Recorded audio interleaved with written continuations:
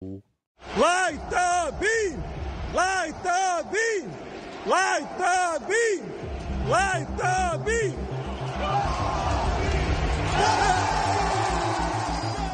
Oh, light the beam and pass it around. We are back in the room for another one of these programs. Welcome into the Monday night edition of the Sports Cave with Biggest Puma. I am your host, Sam Freas, broadcasting once again live from the north side of San Antonio here, where for the first time in what feels like a month, I don't see Project Marvel anywhere on my run sheet. Oh, thank God, man. Yeah, I don't think we're exhausted talking about it, but I think even more so people are just as exhausted, if not more, hearing about it. So we finally got at least some reprieve as the city council voted to move forward last Thursday after there was mounting battles from both sides to see how that was going to play out. Well, fortunately, they vote to move forward, which means those capitalist pigs won. That's right, exactly. Dude, I'm telling you, it's a weird crossroads where the 99% of the time I'm probably going to be against said billionaire capitalist, but you have found the 1 out of 100. Found the weak point. You have found the weak point, and unfortunately, it is sports because sports are fun, and that's why we talk about them. Yep. We are 10 days now, almost single digits away from NFL opening night. Bro, I am exhausted. 12 hours, Ironman. Fantasy football draft. 12-hour draft? 12 hours. No, it was 2 drafts. Oh, okay. The first draft was from Californians, and if anybody knows about Californians, they are slow. California. They move at the beat of their own drum, and no timer on the clock. What? No timer. Yeah. No, absolutely not. It was 4.5 hours. I was drafting my other draft, which is a live draft where all my old homies get together, and I will talk more about that one. But oh shit, that was yesterday, wasn't it? Yeah, that was yesterday. Why didn't you text me or tell me or Bro, anything? I was in the zone. I was like, dude, I was tired of that one draft. 2 hours, like I was 4 hours into that. I'm having to set up the other draft. It was catered food, all this, and I was like, oh, this was all day yesterday. Okay. All day yesterday, man. And like, I even tried to do something I saw on Bill Maher and go outside and stare towards the sun. Oh, you watched? To wake okay, up. Time out. For the record, since you brought it up, I swear it's not on the run sheet. I wasn't gonna say shit about it. I saw that segment you're talking about. Oh, you did? The doctor, talking about breathing techniques and whatnot. I do a lot of breathing techniques and stuff like great. that. Yeah, Wim Hof breathing, all of that. Yeah. I saw that episode because CNN is replaying episodes of Bill Maher now. Oh, yeah. They picked up his, and like they let him cuss. They let him do everything. Buddy, if that doesn't tell you that it's centrist throwaway BS to try to make money from both sides of the political party. CNN's making they're trying. If CNN is rebroadcasting your program, it's probably lost its fastball. Is all I'm saying.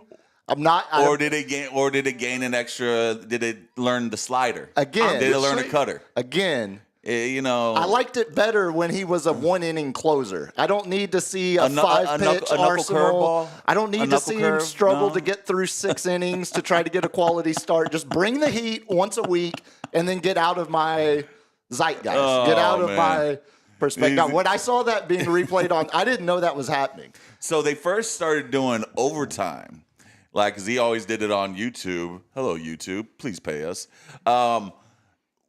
He started doing overtime on YouTube, and then they started doing overtime on CNN. And then CNN said, F it. We're just going to pick you up. And he's like, what are you talking about? Like, I cuss. I talk crap about y'all liberals all the time. Your woke crap. CNN's like, oh, no. We want to be one of the cool kids now. We're going to allow you to say the F word. Ooh. We want to be Gavin Newsom and just mock Trump. Look, all I'm saying is the Adam Friedland show is not on CNN. And that's probably for a good reason, and that's probably why I'll continue to watch that than this era of Bill Maher. No, I wasn't even going to bring it up. It is. Yes, but it starts your circadian rhythm to stare out there. So after the shower, I sat out, I have a big backyard with my 2 big old doggos. Whoa! Look at the pay grade. Look at the tax bracket on Cap. Hey man, got a big backyard. A little equity. I got some equity, baby. And sat out there in my chones and just breathed in that 100-degree heat. We're trying to. Hey, what a visual! Why you looking, is. LG? What a visual! I'm sure your neighbors love you. I'm sure. Oh man. Speaking of LG, you hit me with the job of the hut. That's dirty. That's dirty. That's cussing. uncalled for. Before we get into, Jabba was a good man. He was misunderstood. He was a businessman. Yes. That's all he was. He was just a businessman. Misunderstood. Those businessmen, those billionaire capitalists. Before we get into the most important segment. The most important part Yes. of the episode, each one. Before we talk about the National Day. Oh, buddy. Let's get with LG and get some insight on how you can help support the program. I saw we're almost to 480 now. I'll be completely honest. Yeah. As soon as we started last Wednesday's episode, we were at 475. Oh, I got some more this week. I immediately go outside. We finish the episode. I go outside, burn the heater. We're down a subscriber from when we so I got real self-conscious, real nervous. I saw we've gained a few more back, but LG, tell the good people how they can help support the program here. It's like the stock market, you go down a few days, you go up a few more the next day. Yeah, but as long as at the end of the day or the end of the month you're up from the last month, you're good. When I see maybe it's some of these bartender girls' boyfriends are like, why are you looking at this guy's podcast? Yeah, that's a good. Who is this guy? Yeah. Who is this Gallagher looking? Well, don't get in trouble, but get your parents' permission and your boyfriend or girlfriend's permission to subscribe, and that will help us out. Subscribe to this podcast. Why does he have your phone? Take us over the hill, over 500. Yes. So we can get these super chats going and maybe even some members-only content. You can also leave a tip at buymeacoffee.com/sportscavelive. I hope some of my people in the replacement league that I am drafting as we speak, so you might see me go a little retarded. I love that you're doing a live draft. I literally, while I'm looking at it, trying to see, it's a whole algorithm. I have the main Segi set up to talk fantasy football positional rankings. And you might actually be still drafting by the time we get to it. I think we got about 20 minutes left in it, 20, 30 minutes. But I did send a little link on the group chat, and I'm like, going live. So hit that subscribe button, y'all, man. Yeah, like LG said, I will tell you what my picks are early if you subscribe. I was worried about asking you to talk fantasy football because it's going to give away my strategy. Yeah, well, there's got to be ways where we can talk around. Oh, I'm going to give basic information. There you go. Well, don't undersell it like that because I'm going to give you some, but I'm going to give you the most common knowledge ones. I might throw you a sleeper here and there. If someone buys a coffee, I might throw a sleeper to them. Oh, speaking of that, also LG's been putting all of the link to Amazon Wishlist, our show's wedding registry, as I've been calling it. Shout out again to Wes for making the first purchase off of it. I heard from Wes a couple times this weekend. His boy Jet Harkins, a kid up in Stephenville, 20-year-old. Riding for the Missouri Thunder over at Gambler Days over in Austin, as LG remembers so fondly that the night of the pervy rodeo clown hitting on the UT cheerleaders, and then don't remind me. Well, at least the night ended in one of the most Austin ways possible. While we're smoking completely legal THC plus C, whatever, For legal purposes, we were smoking whatever is actually legal in Texas. Until September 1st. Oh, hell, that's like next week. Load Yeah. up on your gummies now. Yeah. No, as we were at the hotel. Over under all the stores stop selling. I'm gonna say they're gonna find ways to still make money. No, we were burning a J outside of the hotel, and a lovely lady walks outside, and we're all prepared. It's me, LG, the roommate.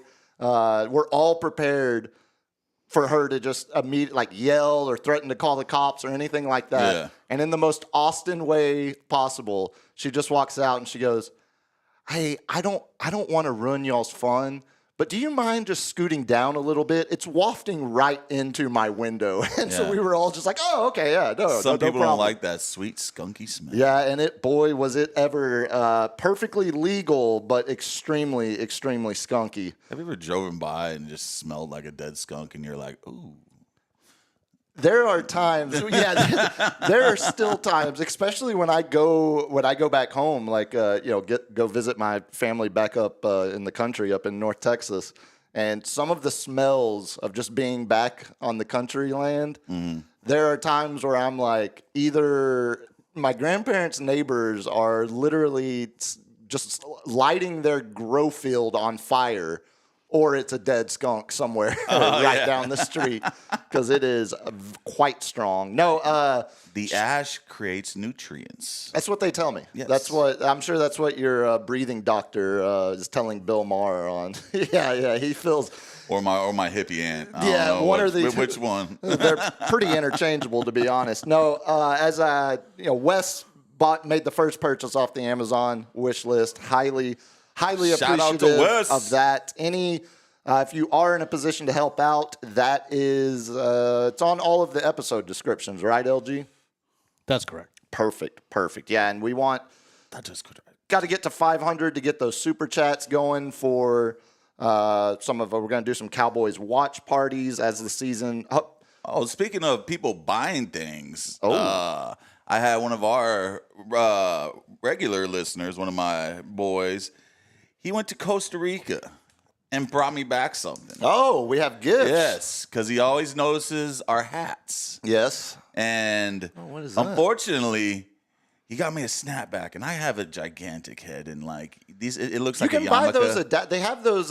It still looks like a yarmulke. It Yeah. needs to go deep. Yeah, it on doesn't. the It doesn't ears. sit down. Yes, Yeah. but it's his favorite breakfast shop. Oh, okay. It is called the Waffle Monkey It looks like in Costa Rica. It looks like an NFT avatar. And now this is going to Puma. The angry ape. Who can actually take off that ugly hat he's got on right now, even though that looks like it's never been worn. So I'll explain. Good observation. It hasn't. And I'll explain why here in the weekend recap when we get to it here in a second.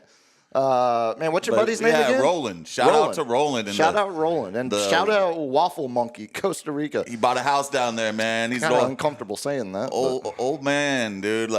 Hell yeah. Living the best life he can, dude. He's going to start a business out there. I hear that is quite popular these days. Actually, I hear the Costa Rica might be gentrifying like the East Side these days. Oh, man. No offense, Roland. I'm sure you're one of the good ones. A lot of older, middle-aged. I'm not saying the whites, but they're moving in there heavily. The wealthy. The wealthy. Yeah, the middle-aged wealthy. They might White coexist. people. They might coexist. But. Yeah, there's definitely a crossover there. No, we got the weekend recap to get to. Got weekend sports. Had a lot of weekend sports to get to. Finally had a breakthrough in the PGA. Got our first college football quad box. Got to talk about that. I've officially moved on from baseball season, but we still got to do a Yankee Minute. I damn near moved on, and we want to. All right, let's get it over with. Hold on. Because I'm not ready to say I'm back in on the Rangers, but I think We gave you some breathing room. I had a little bit of a better baseball weekend than you did. We got Cal notes to get to, and then, of course, like I said, main Seggy, we're going to talk some fantasy football, then lightning round to close it out. But we got to start with our National Day as normal. This one actually, I know, look, I tend to inflate some of these at times, some of the more throwaway. I could have chosen National Banana Split Day and tried to convince you how important of a historic American holiday that is. No time for banana splits. No. You know, that was as a young rising entrepreneur as myself, one of my first jobs was at Baskin Robbins. Cue the sound drop. What's the sound drop? Oh, fat. Okay. There it is. I was about to say, what do we have, like a 32 scoops drop or something? Or the jingle, nah. And when they ordered the banana split, I just gave them the death look because that was like the longest one to ever, like, you have to sit there and cut it. Oh, that's the biggest pain in the ass. Get the 3 different flavors and then get the thing. You know, you want some crushed nuts on your banana split? I mean, that's customary, is it not? Yes. So for and it was years, always the kids, and they took forever. Yeah, because banana splits are terrible. The only people that eat them are idiot kids. Like that's. So Dad, you want a banana split? Yeah, and I'm like, the dad. No, he wants 2 scoops, man. That's the dad effing with you because he knows how much of a pain in the ass it is. No, for years I would always say I don't like bananas because they make my mouth itch. Turns out, makes my mouth itch. Turns out that might mean you're just allergic to bananas, and I didn't know that until like what the 3-4 years ago. Steph had made banana bread, and every time I would eat it, she had made it for years, and I'd never said anything. And then finally one time I was like, you know, it's so weird. Every time I eat this bread, my mouth itches. And she just looked at me. And she's my throat closes up. Yeah, she's like, what's going on? She's like, are you allergic to bananas? I was like, what do you mean? No, like it's not. And she's like, who's allergic to bananas? Yeah, like what is? I've never even heard of that possibility. How could that be the case? Yeah. Yeah. It turns out that's exactly what it was. It's a mild allergen, but it's still on their own. Allergies or not, banana splits are spare. It's also National Secondhand Wardrobe Day, which is basically dress like a hipster. Oh, yeah, all the vintage, thrift shop. Yeah. No Macklemore here, man. Now, Texas, God, speaking of spares like banana splits, good old Texas thrift. I saw there was one of these, you know, housewife Facebook groups that pop up all the time was a San Antonio thrift store Facebook group that popped up, and they had found a camera in one of these. Ooh, undeveloped pictures. Yeah. They had found a camera in a changing room in one of these thrift stores here. San Antonio has amazing thrift stores. Oh, you mean someone was a peeping Tom? That's correct, yes. I thought someone bought a camera. No. And there was undeveloped pictures on it. No, that would have been a cooler story. Yeah. No, this is just some perv working at a thrift store shop. Oh, look at those granny panties. And that was, I don't know, a local screwball. You're going to see a lot of. Look at that butthole. You're going to see a lot of women. Butthole. There's just so many more creative ways, but you just right to the point. You're gonna see a lot of liberal women with arm hair in the video footage, but they only shave below the kneecap. That's correct. Yeah, even then they might just shave their toes. No complaints here. You won't hear me complaining. No, this one. All jokes aside, those are spare. But on this day in 1916. President Woodrow Wilson signed what we now call the Organic Act, and it established the National Park Service. Oh, yeah. It's a pretty big one. Shout out to Parks and Rec. Hey. Well, as we were talking, great show, dude. As we watched our local government turn to Pawnee Municipal last week. Now we can drill oil in all the national parks. R.I.P. God, that's still we're gonna need that. We're gonna need that for years to come. The absolute. Where's the Spurs Jesus part? And Spurs Jesus, you had a question? Anytime you're saying that sentence out loud in front of a microphone, you're probably losing whatever you're trying to do. Pair that with the councilwoman today that sent out the email that we all know the most successful triplets in NBA history is Tim Duncan, Manu Ginobili, and Tony Robinson. Was what she said. Yeah. Oh God. Yeah. You used to get the big three. Hasn't been a good run. That's impeachable, dude. You would think so. That's impeachable. You would think so. No, it now Park Service is a little hey man, little touch and go these days, but we still celebrate nonetheless. You know, You saw they fired the ranger that unfurled the flag at El Capitan out there in Yosemite. Oh, did he? Yeah, they fired her, and now she's on a press tour to. So what was she? Did the I American believe flag? Or? No, Cap. Wasn't the American flag? Was it something that was against said President 45, 47? No, it wasn't openly antagonistic towards any specific party or individual. No, they unfurled a trans flag on El Capitan, like right when. Man, those don't exist anymore. Don't you know that? Yeah, it's all. They painted over the gay pride sidewalk over at Club Pulse in Florida where the massacre happened against the LGBT community. Yeah, and if you believe urban legends, they sent a Florida highway patrolman to just patrol it 24/7 and run people off. No, much like the ways of the old Cracker Barrel logo, the trans flag It's like, businesses rebrand all the time. It's not to get rid of the white guy on the front. Oh, no, it is, though. It is. It's an open attack on specifically my heritage. Like, Cracker Barrel are my people. It's still called Cracker Look, Barrel. You're getting hung up on too many facts and details that don't support the narrative. It's still for the truckers because I don't know if you knew. The Cracker Barrel. No, we're mad at the truckers now, too, though. The truckers can rent audio books on tape, but this is before, the internet and cell phones. But they used to be able to rent audio books on tape and turn it into different Cracker Barrels across the America. Is that true? That is true. It was the Cracker Barrels were audio book libraries for long haul truckers.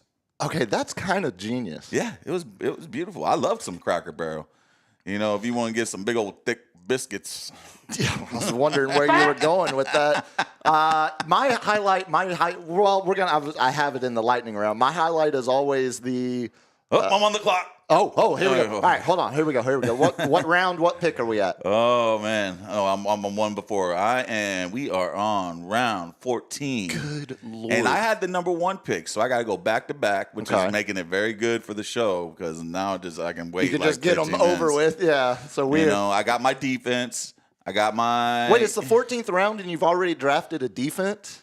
Oh, yeah, man, because I didn't want to it's like sometimes you don't want to worry about defense, so you draft the best one. See, I never drafted defense. I just picked something up off the waiver based on matchups. When you have 7 leagues, you kind of just, that doesn't take precedent. Yeah. You only want to do that for 1 or 2 leagues. Fair. You know what I'm saying? So if you don't want to have to play weekly defenses, you kind of want to draft a defense early, and you kind of want to see how runs go.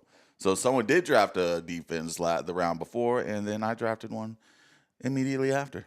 So we're looking. What are we targeting here? We are targeting bench players. So you want to go high ceiling, low, like a low floor. So these are the boom or bust ones. So usually it's rookies.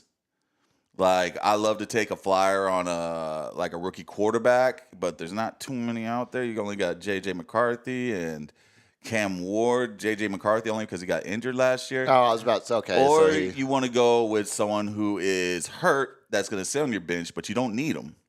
But he is going to be a starting, addition when he comes back, like one Brandon Ayuk. He is drafted. Ooh, he was still available. He was still available, and now with the second to last spot on my bench.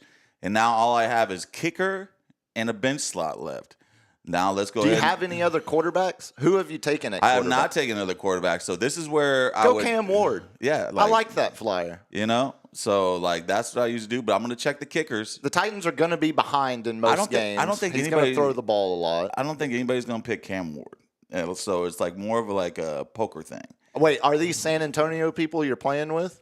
Yes. I bet Cam Ward gets picked. Now, just because of the if they're listening, I told them to tune in.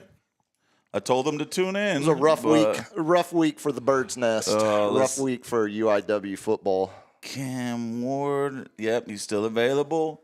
And then we're going to go to kickers. Now, who scored the most points in this league? Because every point is different. So I go back to the last year's league, and I pick on the kicker, and I look at the highest fantasy points. Brandon Aubrey, right? One would think. In this league, Jason Saunders. Actually, because it's all available players. You always want to put it on all players. So Brandon Aubrey actually was at 192. You want to guess who was number 2? Ooh, I wouldn't even. Chris Boswell. Oh, okay. Yeah, but Jason Saunders. Oh, yeah, no, I knew that because Boswell, when the Cowboys played the Steelers last year, Boswell and Aubrey had kicked the most field goals in the league at that point. But this one, I only got 20 seconds. So what I am going to do is get Mr. 70-yard man, Cam Little. There you go. Rookie kicker out of Jacksonville, drafted. Another team that'll probably be taking a lot of field goal attempts, I would think. And he can nail a 70 in Jacksonville. No dome. No dome, full, basically. Next to the coast. Ocean level, yeah, full. Right in the marsh, no elevation. Yeah. Okay, that's pretty good. So, how many picks do you have left? 1 pick, and that's hopefully I'm gonna go Cam Ward on the flyer. So I had first picked overall, and so I looked at the most points scored in this league with these rules. Who has a ton of bonuses, which I hate bonuses. Explain that to because if you if you get like 10 catches, you get a bonus. You get an extra 100 yards. In get a this bonus. league. Yeah, if you get over 100 yards, you get an extra 10 points. Oh, so yeah, that's a lot. That's quite a bit. Usually it's like a point or 2, but this one's 10. That's so arbitrary too. Because when did we decide 100 is like besides it just being 3 digits instead of 2? And then there's ones where if you catch a 40-yard pass, you get a bonus, or if it's a 40-yard with the touchdown pass, it's a different kind of bonus. Oh, I kind of like that. It's like a big play bonus. I kind of like that. Yeah, all sorts of bonuses. And so the number 1 point getter was Jamar Chase. He went number 1 overall to me. And the number 3 point getter was his quarterback, Joey B., which I end up catching on the 3rd round. Oh, how convenient is that? Double dip. But it also means your first 2 picks are going to be hitting buys on the same week. Yeah.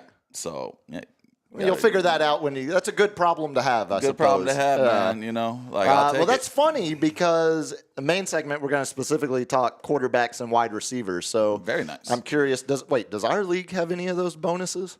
No, I did not do bonuses. Okay. I will do a consensus once we get everybody on. We have 1 slot available. Oh, breaking news. Yeah, let me go ahead and just throw it out there. We got 1 slot available for the Sports Cave Live League. We got 11 in there, so we're going to get a 12-man league, which I'm thrilled about. Those are the good ones where you have to really stretch to find some good talent towards the end of the bench. And you can always hit me at thecapitan210@gmail.com. That's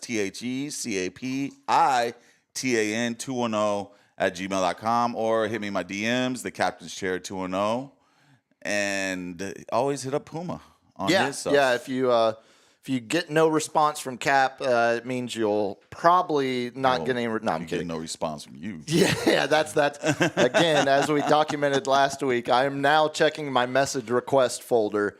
If you want to reach out to me as well on X. 1 spot left.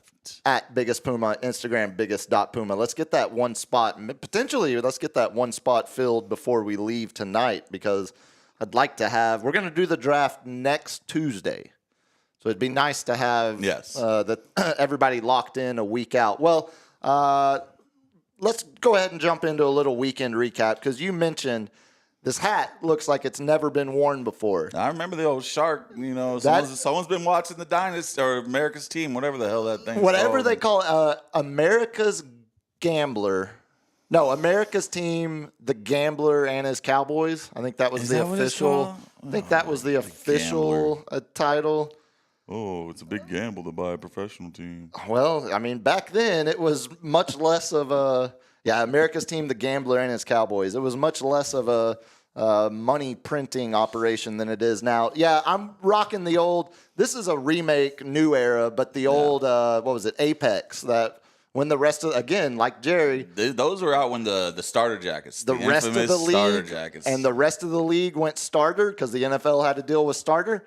Cowboys went Apex. Rest of the league went Coca-Cola. Cowboys went Pepsi. And that's how they got Dion. You guys broke the rules. You stole him from my Niners. You broke the rules. The rules weren't broken to get Dion. So I finished the documentary. I saw the hats being worn in the documentary, and I remembered, I think my grandma got me this a couple years ago, and out of all of the sports teams I actively root for and to varying levels live and die with, the Cowboys is the one I wear the least amount of gear. Like I rep the Rangers all the time. Yeah. I rep the Stars quite a bit. Rep the Spurs. Even Chelsea. I've worn the Chelsea jersey in here. Cowboys, not so much. Not usually. It doesn't feel right. But I'm going to try to break this one in and wear it throughout the football season because it is. Watching the documentary and seeing Troy in this hat, you're not going back to those days. It's a pretty dope ass hat. It was a pretty dope ass era. era. I got new respect for Troy, especially whenever him and Barry Switzer. When Barry called him a racist, when Barry was like, "Look, Troy, I'm only seeing you yell at the black players like that." Well, Barry, 90% of the roster is black. Yeah, it's me, Mark Stepnoski, Chad Hennings. Yeah, the fullback. Moose, Daryl Johnston, and that's about the lit. Jay Novacek. Yeah, that's about it. That's about all we got there. Let me ask you that. We'll start with that. Who do you think? You finished it, or did you just stop it? I finished it. I killed it. Who do you think came off looking the best? Troy. I think so too. I think Troy, Troy and Mike. Troy and the playmaker. I love the fact that the playmaker kind of was all these people under Landry, they need to go. Yeah, that was great. That was the beginning. That was and we talked about it a little bit because last time we talked about this, I had watched the first 2 episodes. Yeah. Sunday, this was basically my weekend, so we did nothing. Pretty lazy the first 2 days, Friday and Saturday. Yeah. And then Sunday, I told the roommate, let's go get movie theater popcorn, which didn't have any issues this time. In fact, it was the same kid. And as soon as he saw us walking in, he told us, he's like, oh, no problem, y'all. Just go ahead. I'm going to buy you a magic pop that sits there and just you just pour the popcorn kernels in there and it pops it fresh. Oh, I still make stovetop popcorn. Yeah. That's the only other way so I don't use a microwave. I have very illogical beliefs when it comes to microwaves. Just because the aliens made that? Look, I'm just not a fan. From alien technology? It's purely to do with I don't like the way it heats up my food. I don't think I'm going to get cancer or I'm getting any kind of alien rays zapped into my brain. I just there's so many better ways to heat up food than a microwave. So we go to the movie theater popcorn. It's worth $11. It's way better than anything you could get. And this time, so we've now reached the levels of Fat Boy where we're bringing our own containers. So that way we can just immediately get it in the large tub and just dump it into our own thing. It's, like a little something where you can put the lid on it. Tupperware. Exactly. It's so. Right. Yeah, so we did that, and then... And with my last pick, Mr. Cam Ward. Still available? Actually, don't tell me this guy's still available. Oh. Surprise pick? Surprise pick. I mean, this one is a 10... Roger Staubach? This is a 10-man league. And... Jason Garrett. This is what I have. No, what was it? It looked like Calvin Ridley was still Jim on Kelly. the board. Was Calvin Ridley? No, he was not on the board. Okay. Young Cordell Stewart taking reverse handoffs in Super Bowls. It will be Cam Ward. Always take a flyer on a rook. You never know. Jaden Daniels last year won me a championship. I'm telling you. Sweet Patrick Mahomes. Cam Ward. 2018 won me a championship. Least talked about first overall pick in potentially my entire life. I feel like the amount of ESPN coverage I saw about Cam Ward over the summer, or even through training camp, it's non-existent. So we got the whole plan Sunday because I forgot about the fantasy draft. We went and got movie theater popcorn, finished the Cowboys doc. I agree with you. I think Mike Irvin was the most open and authentic and the most entertaining. Yeah. But I thought what I saw that we got from Troy was way I expected to get that from Irvin. What we got from Troy was way more than I expected I didn't him like to. His comment. He wanted to win. And his words, which I wanted to like just reach through the television and choke him. That's the reason why I went to Oklahoma and not Oklahoma State. Yeah, that was good. No, it wasn't. Well, I mean, one of those schools was winning national championships. And They won one. They won two. They won 84 and 85. They did? They went back to back? Yeah, 84 and 85. And then Jimmy left Oklahoma State, went to Miami, and beat Barry and OU in the championship game. Which is funny, too, because the amount of coaches that have won a college football championship and a Super Bowl, I think like Paul Brown back with Cleveland in early era, I think he won a national. But talking modern era football, there are three names. It would have been Jim Harbaugh if, they call that pass interference in the end zone on Crabtree. Because it was a pass interference. The guy jumped at his feet. Guess what? He jumped at his feet. The record book, let me hear it. Oh, wait, let me check. Is there any annotation? No. Oh, no, it just shows San Francisco lost. I saw an asterisk. It's Jimmy Johnson, Barry, and Pete Carroll. Oh, USC and Seattle. Carroll. So the fact that three guys in the modern era of football have ever won a championship in college and the Super Bowl, and two of them did it in this 4-year span with the Cowboys, that's pretty damn cool. Now, does that make Jimmy's does that make Jerry's comment that 100 coaches could have won with that team? 500 coaches was Jerry's comment, and that, as we've known, because Jimmy's written a book, Jerry's talking to anybody who will listen about it every year, every season. Yeah. We've known that specific comment was kind of the straw that broke the camel's back between Jimmy and Jerry. You saw the tears water in Jimmy's eyes. And I also think the story where after they had won the Super Bowl and Dave Wanstatt, Jimmy, North Turner, all of them are there with their wives in Orlando, and Jerry walks by the table, sees them, comes over and delivers a toast to all the coaches. Everyone raises their glass except Jimmy. I think they're both spiteful men. Exactly. And that's why I think the two people that looked the worst in the documentary are the two people that are the main core of the documentary, Jerry and Jimmy. Yeah. Jimmy looked awful. Jimmy looked like a psychopath a-hole who cared about nothing and nobody. I divorced my wife. Divorced his wife, stopped talking to his kids. Immediately, I cannot concentrate on anything else but football. Exactly, and then I wonder if Jimmy ever went to the White House. I know Jerry probably went to the White House. No, I think Jimmy was too busy in any of his free time. He just brought a 6-pack of beer over to Troy's house and stared at the aquarium that he made Troy get so they could have something to bond over.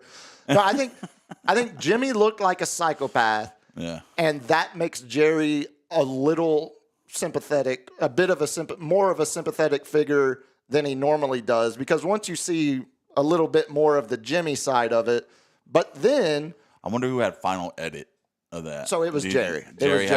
That's how we got so much of the family footage and Jerry as a young man and all of that, because Jerry got this moving after The Last Dance. Could Jerry have made Jimmy look like a psychopath on purpose to try to make himself look good, meanwhile at the same time trying to make himself look good, but it backfires like everything Jerry does naturally? You know what I'm saying? The only reason I say no is because Jimmy wrote a book a few years ago where he was very open for not the first time, but more open than he had ever been about how bad of a person he was at not like a terrible, running over pedestrians, kind of bad person, but just openly, he was a dictator. And, I've now mended my relationship with my sons, with my kids, with my first wife, with, that was a pretty shocking, revealing statement. I divorced my wife. But I'm just like, Jesus. But there are Cowboys fans out there that watched that and said, hell yeah, brother. That's why the Cowboys aren't good anymore. We got too many people those worried Cowboy about their fans living in a trailer wives park. and kids. Yeah, hey, don't be talking about talking about Decatur that way. Don't be talking about Vernon. Give those good people a break. They're doing the best beer they can. Can as why get out there and do the lawn. Don't be talking about the home of Tiger King, Pilot Point that way. Those are good folks out there.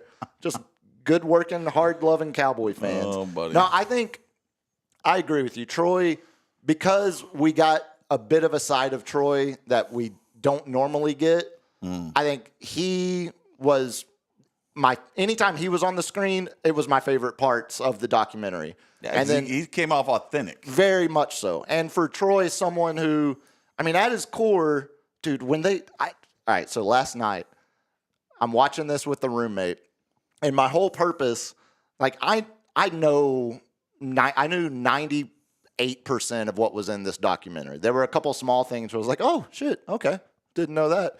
But the roommate she only knows me as the nihilistic Cowboys fan that believes nothing good can ever happen as long as Jerry Jones is at the top of the power dynamic within the team.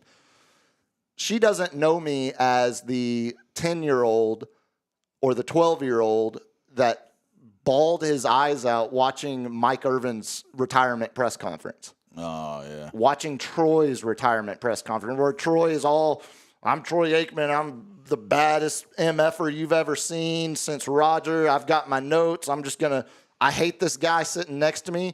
And the fact that Troy said, I ended my career because Jerry Jones was so pathetically bad at running the Cowboys in those last few years of Troy's career that I was tired of putting my body on the line every week for Jerry Jones. He Barry Sanders. You know what I'm going saying? back, like watching the montage of all of his concussions, that's the right move. Like, and the fact that he specifically still to this day blames Jerry, I think tells you all you need to know. He was the ultimate competitor, man. And, like, that's why, like, Barry, he just, like, they kept, ever since, like, I don't know, a history of Barry Sanders. I love that documentary, Run, Barry, Run, on Prime, I think. He just saw, like, every time they were in competition, they kept trading away good players and good players and good players. And he's like, what are we doing? Are we actually trying to win here?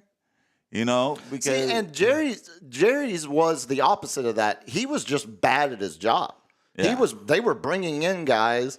They weren't hitting on any draft picks anymore. Yeah. It was as soon as the football guys, Jimmy, Barry, the voices that actually had. I mean, Jimmy had a lot of Jerry's ear. Barry had a small bit of Jerry's ear.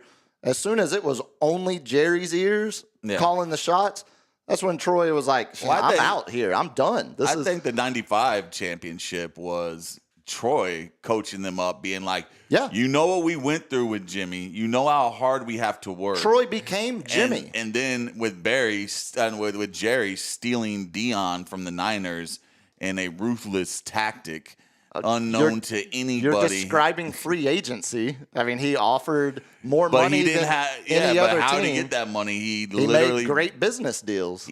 Jerry started the NFL cap, basically. Yes. Yeah. Because they all were like, dude, F you. You can't do this. Yeah. We're installing some safety measurements to prevent you from being able to do this to all of us. Yeah, of course it. Like, Jerry's his biggest enemy, but it also got him to where he is. No, and because of that, he's never going to be able to win a championship in his life because of the cap and because he'll make stupid decisions and keep his team a soap opera 24/7. 1,000%. 1,000%. You called Troy the ultimate competitor.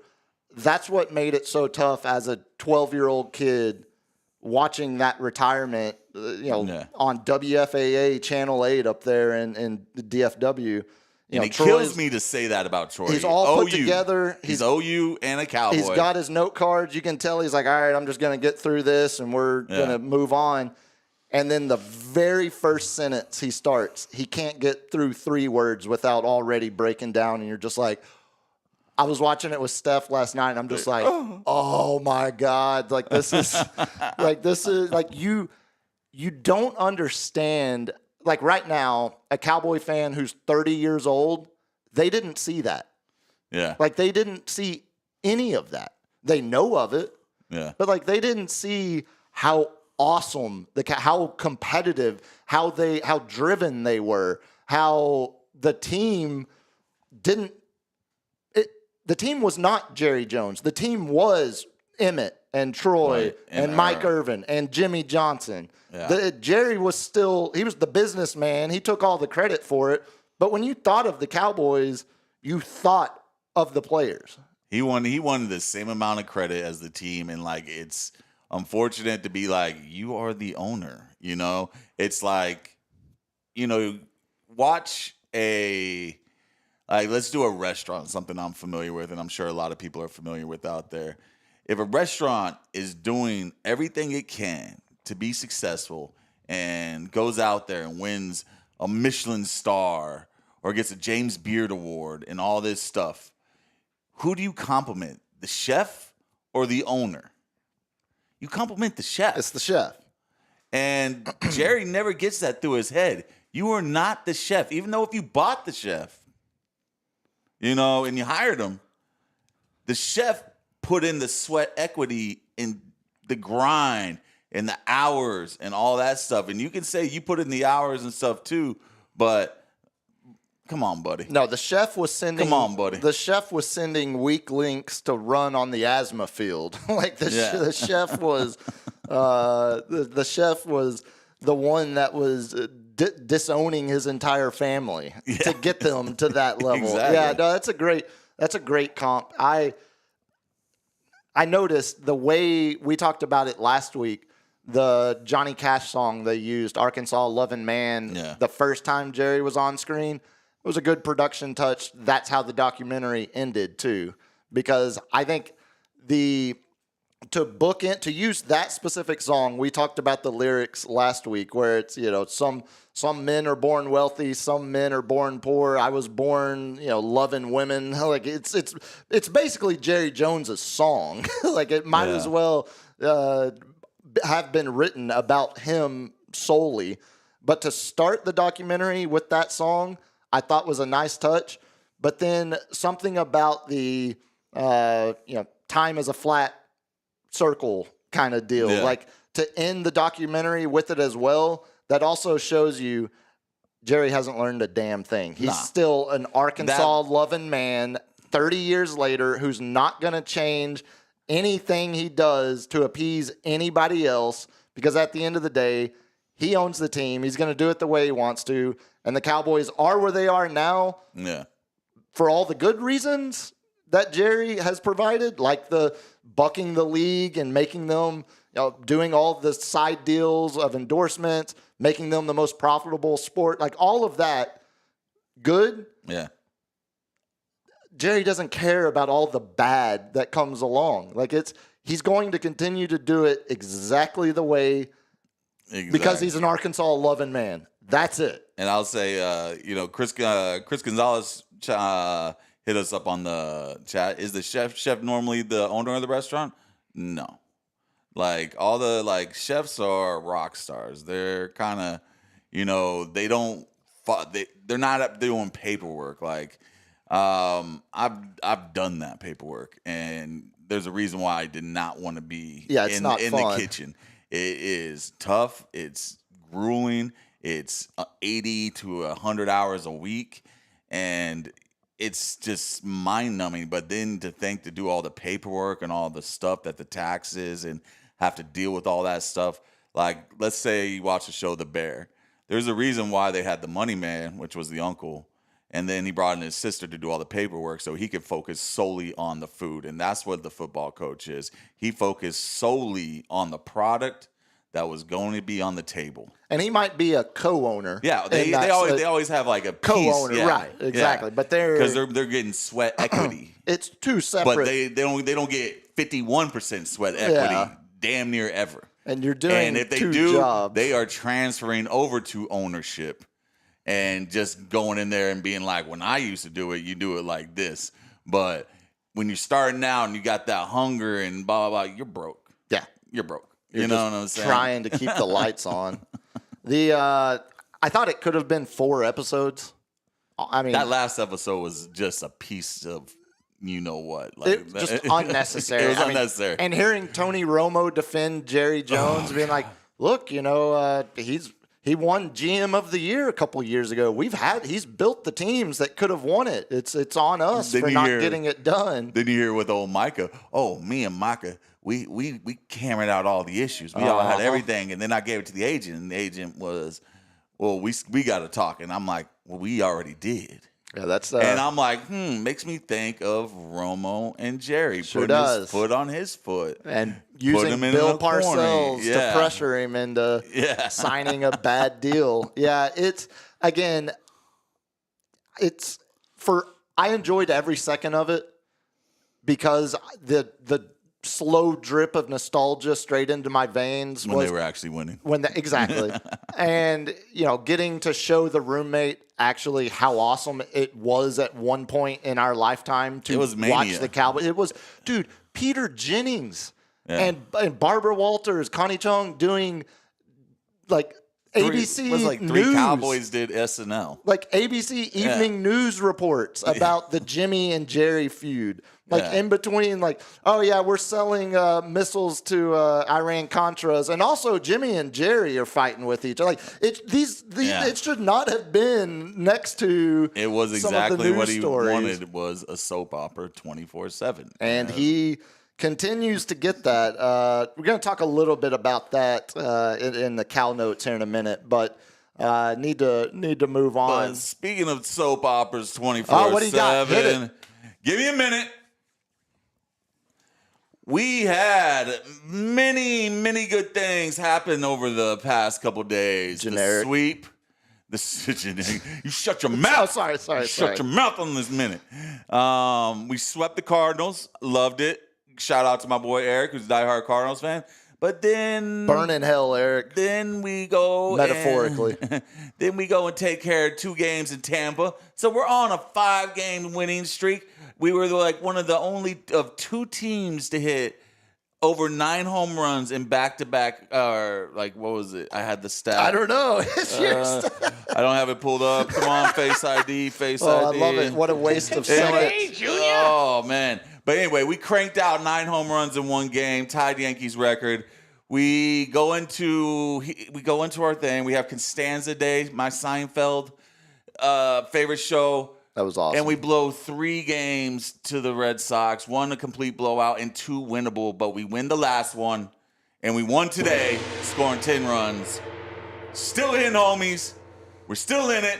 Who's the series right now? Who'd y'all Washington. beat? Okay, that doesn't help that doesn't move the standings at all. We have the easiest schedule for players' percentage, like the winning percentages throughout the thing. But for the rest of the thing. But we do have a series against Toronto. Doesn't really help me. I don't care. Well, if you play Houston or Seattle, Seattle needs to stop winning. I'm rooting for the Yankees. Seattle needs to stop winning, man. Yeah, that Rangers series against the Royals last week is looking more and more like that might have been what separates them from a playoff spot potentially. Yeah. But we're just like right now, it's our bullpen. I mean, it's just right now we were up 10-1. And we give up a grand slam in the ninth, bottom of the top of the 9th inning while we're playing at home, and it's just, what is wrong with our bullpen? We're supposed to have one of the best bullpens in the league, and we did for a long time. And it's just, it all started with we got Devin Hamilton, whatever. Devin Williams. He's Hamilton to me. Let's go with that. It was Hamilton Appreciation Night, since it was Washington and the Yankees. They had Hamilton stars there. Yay, Broadway. Oh my God. I was trying to figure, I was racking my brain like, what Hamilton played for the Nationals and the Yankees, or where, like, who are we? Good Lord. If only I could get my shot. Oh, 500 subscribers and you sing a Hamilton song? I will do it. All right. I'll do it. We need to. We boosted. You heard it here first. Yeah, you're still looking at the playoff odds. I mean, you're at 96%. You're in. Yeah. I know. But with our bullpen giving up like 5-6 runs a game, man, like calm down. So Tigers are 100%. They're gonna make it. Yeah. Blue Jays. Cleveland fell off a cliff. So they just got swept by the Rangers over the weekend, which is why I'm. Oh, you're waning back. There was a and 19. You wear a Cowboys hat. There was Cowboys because hat. DeGrom gave up a leadoff home run tonight. There was a stretch where the Rangers didn't give up a run against Cleveland for 19 straight innings. They from the end of the first game, and then they shut them out the next 2 games of the series. So they dominated Cleveland, and they were putting up crooked numbers too. So yeah, Cleveland is now the Royals are now the team in between Texas I saw and them Seattle. jumping up the wild card. Yeah, Red Sox sitting at a 90% chance. Which, if you know one thing, that series last year between the Yankees and Royals was great. Heated. Yeah, I would love to see a 1-game playoff and just have an all-out brawl. So the problem is, the Astros are sitting at 92% to make the playoffs. And stuff, you know. The Mariners are at 89%, which means the Rangers are at 11%. Yeah, man. To make the playoffs. That Suarez trade. Royals are 16%. That Suarez trade is proven to be their go-to. And like, what was it? And Big Dumper hits his 50th home run tonight, breaks Salvador Perez home runs by a catcher record. He's going to win the AL MVP. He is not. He doesn't deserve it. What's his batting average? I think Is it 250? Baseball writers are traditionally more, not lenient, but more likely to give when a guy does something that sets a record at his position. I mean, that's how Perez got all of those MVP votes that season. I think he finished in the first half of the second. year. Judge did something nobody has ever done at the plate, and he's hitting 230 since the All-Star break. Well, he was injured. Well, I know, but to Judge's, was it 230? Judge said, I read it this morning. I think it was 234. Judge is saying the injury is not causing any lingering issues. He's starting to do outfield work. They just don't want to they need him at the plate, and Stan is doing work again. He's getting in postseason form. But seeing him play outfield is just like it's like someone with 2 left feet, and 2 right hands. Oh, buddy. Yeah. It is. Aaron Judge is batting 193 now. Yeah, in 24 games since the All-Star break. It has only been 24 games because it's the injury. Oh, the injury. Yeah. Not the team number of games, but his number of games. So he's still batting 330, which is amazing because he did something no one ever saw in baseball at the plate. I think his WAR is over 7 too, right? Yeah, I think it's like OPS 7. is still 12. Is it really? Yeah, it's like 1200. It's like something ridiculous. But now Jazz Chisholm, man, got big props, much, rest in peace, King. His best friend died 2 days ago, and the day after cranks out 2 home runs, cranked another home run today. He's on fire. So he's a very streaky player, but if you get him in the right streak and if he's on this warpath, man, watch out. We just got to stop doing errors, and let's keep the relief pitchers at a medium, like a minimum. Yeah, okay, Because so they're giving up everything. This is before the games tonight, according to StatHead. Judge is leading in WAR, leading in hits, leading in batting average, on-base percentage, slugging, and OPS. Cal Raleigh's leading in home runs, RBI. Actually somehow has more stolen bases than Aaron Judge too, which is kind of funny. That's a big ass. Yeah, it's huge. That's why they call him the Big Dumper, folks. A catcher hitting 50 home runs is just insane. It's amazing. Especially when he, what was the count? 39, 40 of them were as catcher. But when Judge hit 62 and 50 last year, and he's going to hit another 50 again this year, like, You think he's still the... You think Judge is going to hit 50? I think he's still the leading. He's got to be, man. Look at all that he's stuff. only sitting at 40 now, right? But I think 30 he's games left. 41 or 42. Yeah, I think you might. I think he's dead on 40. I just saw it. He is dead on 40. Yeah, it's he's 50 might be a stretch, but he's got to still be the MVP favorite. I think Cal Raleigh's making. Cal Raleigh he's going to get some make votes. He's going to get some votes. So he's on pace right now for 61 home runs. If a catcher goes out and has a 60 home run season, yeah, all right. that's going to be tough to Let's see if he gets to to overlook. 60. But yeah, Aaron Judge still the AL MVP favorite at minus 160, but Cal Raleigh is all the way up to plus 135. So that gap is getting smaller and smaller. Cal Raleigh's only at 49, or did he just hit? He hit his 50th just now or earlier as we were. Starting the program. How many RBIs? 92? Yeah. Nobody's getting on base. Like, we've just been in a slump, and that's what happened. That's what. If we just didn't get in that slump for 2 months, and now it's just we just gotta survive because our starting pitching is good. The bullpen is a massive concern in a playoff series. I mean, when you all have in no their faith, when you have no faith when you make the call to the bullpen, that's a terrible position for a manager to be in. With a bunch of mushrooms, go in a sweat tent. Oh, I love where this is going. And take the whole bullpen and sit there and pass around a DMT pen. And just be like, this is how we get out of our heads. You know? That'll get you out of your head. I was like, that'll work. Think of your happy place, like Happy Gilmore. And that's where you're at on the mound. And then thinking about killing everybody, like metaphorically. Think about the demons that want to kill your happy place. That's the batter. You don't want the batter to kill any these Bobby unicorns. Witt Jr. So the Royals are 3.5 behind the Mariners.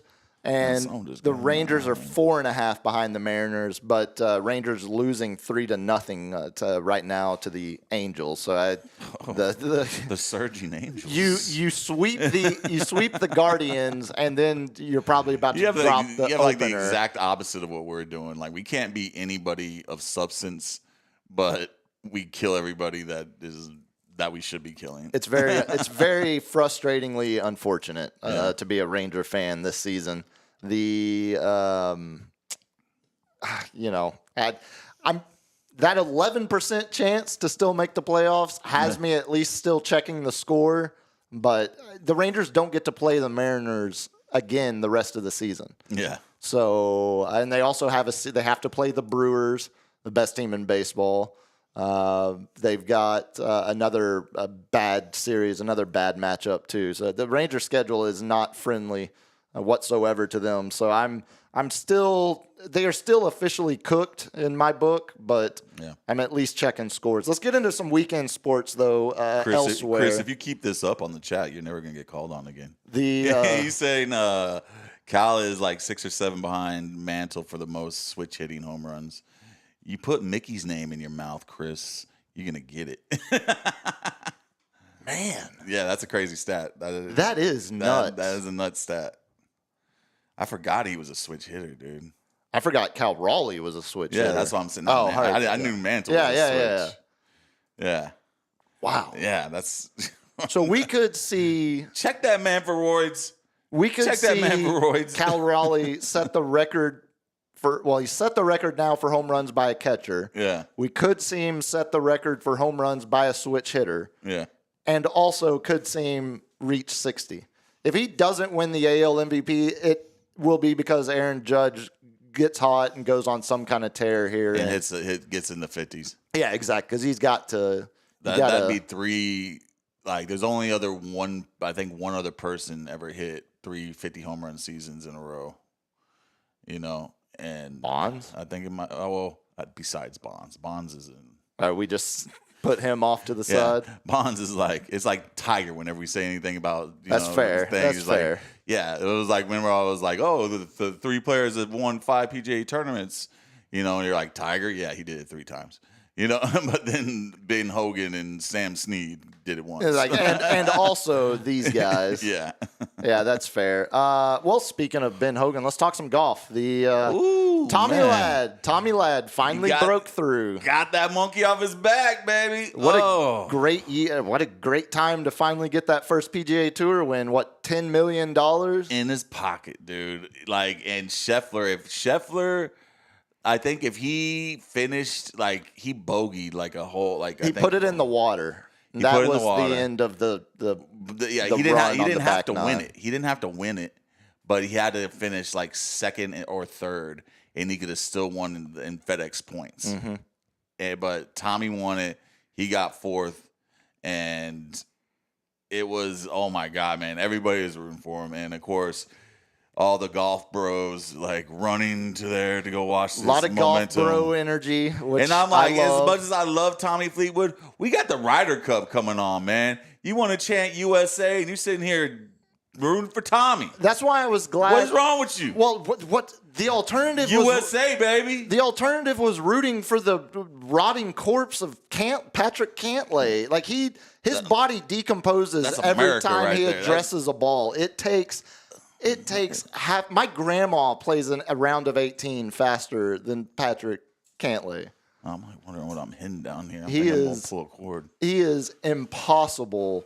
Yeah. To root for just based on how slow he plays. It's so annoying. I think didn't he play with Scheffler, and Scheffler got all mad with him? Yes. Yeah. It's Scheffler's not this is not that man's been to prison, man. Don't mess with him. Yeah, exactly. Yeah. Prison Mike, prison Scotty. No, did you notice? So Tommy wins it. Yes. First PGA Tour win. Hopefully, I agree with you. It was nice to see the Tommy love now. But let's drop that. Yeah, we got 3 weeks. Yeah, when we get to September, let's drop that. And we're going to get the USA.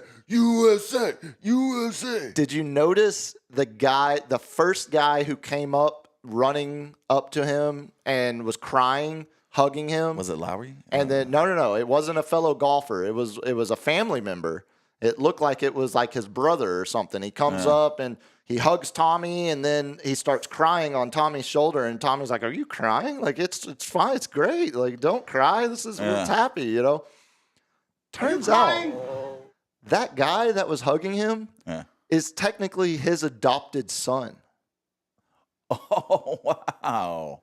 Tommy Fleetwood is 34 years old. And how old is his adopted son?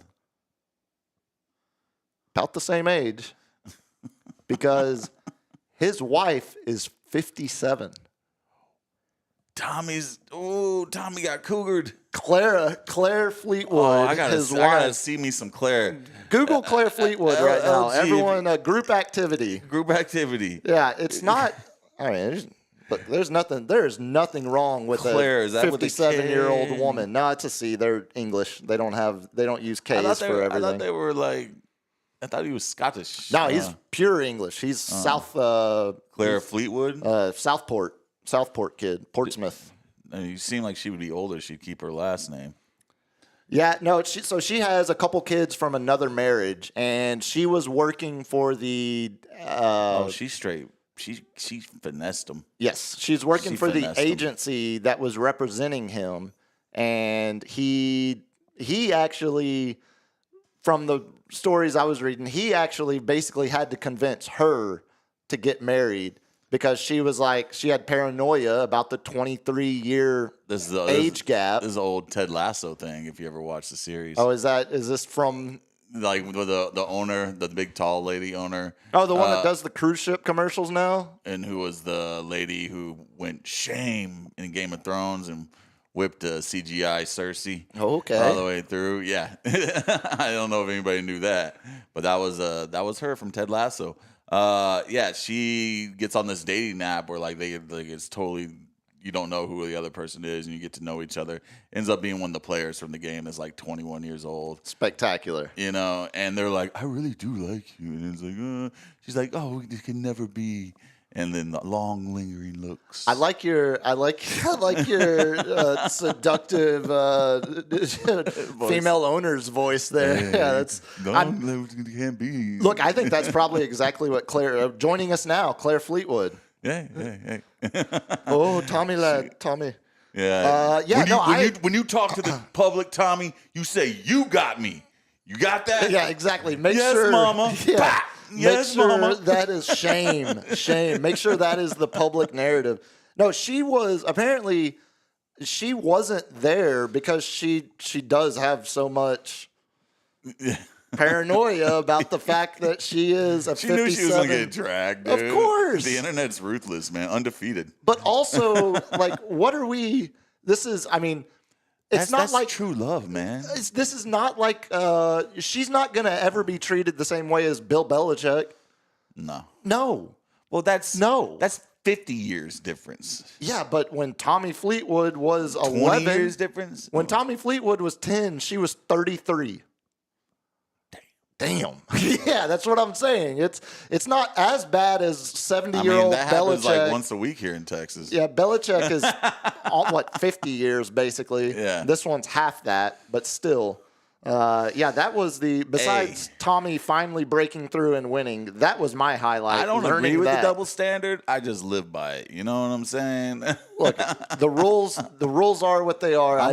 I'm a feminist. I just do what you want, but I will look at you cross-eyed. Yeah, it'd be curious because Ryder Cup, we usually always see the players' wives all sitting together at the she wasn't there. Well, she wasn't there this past one. She's avoided the media.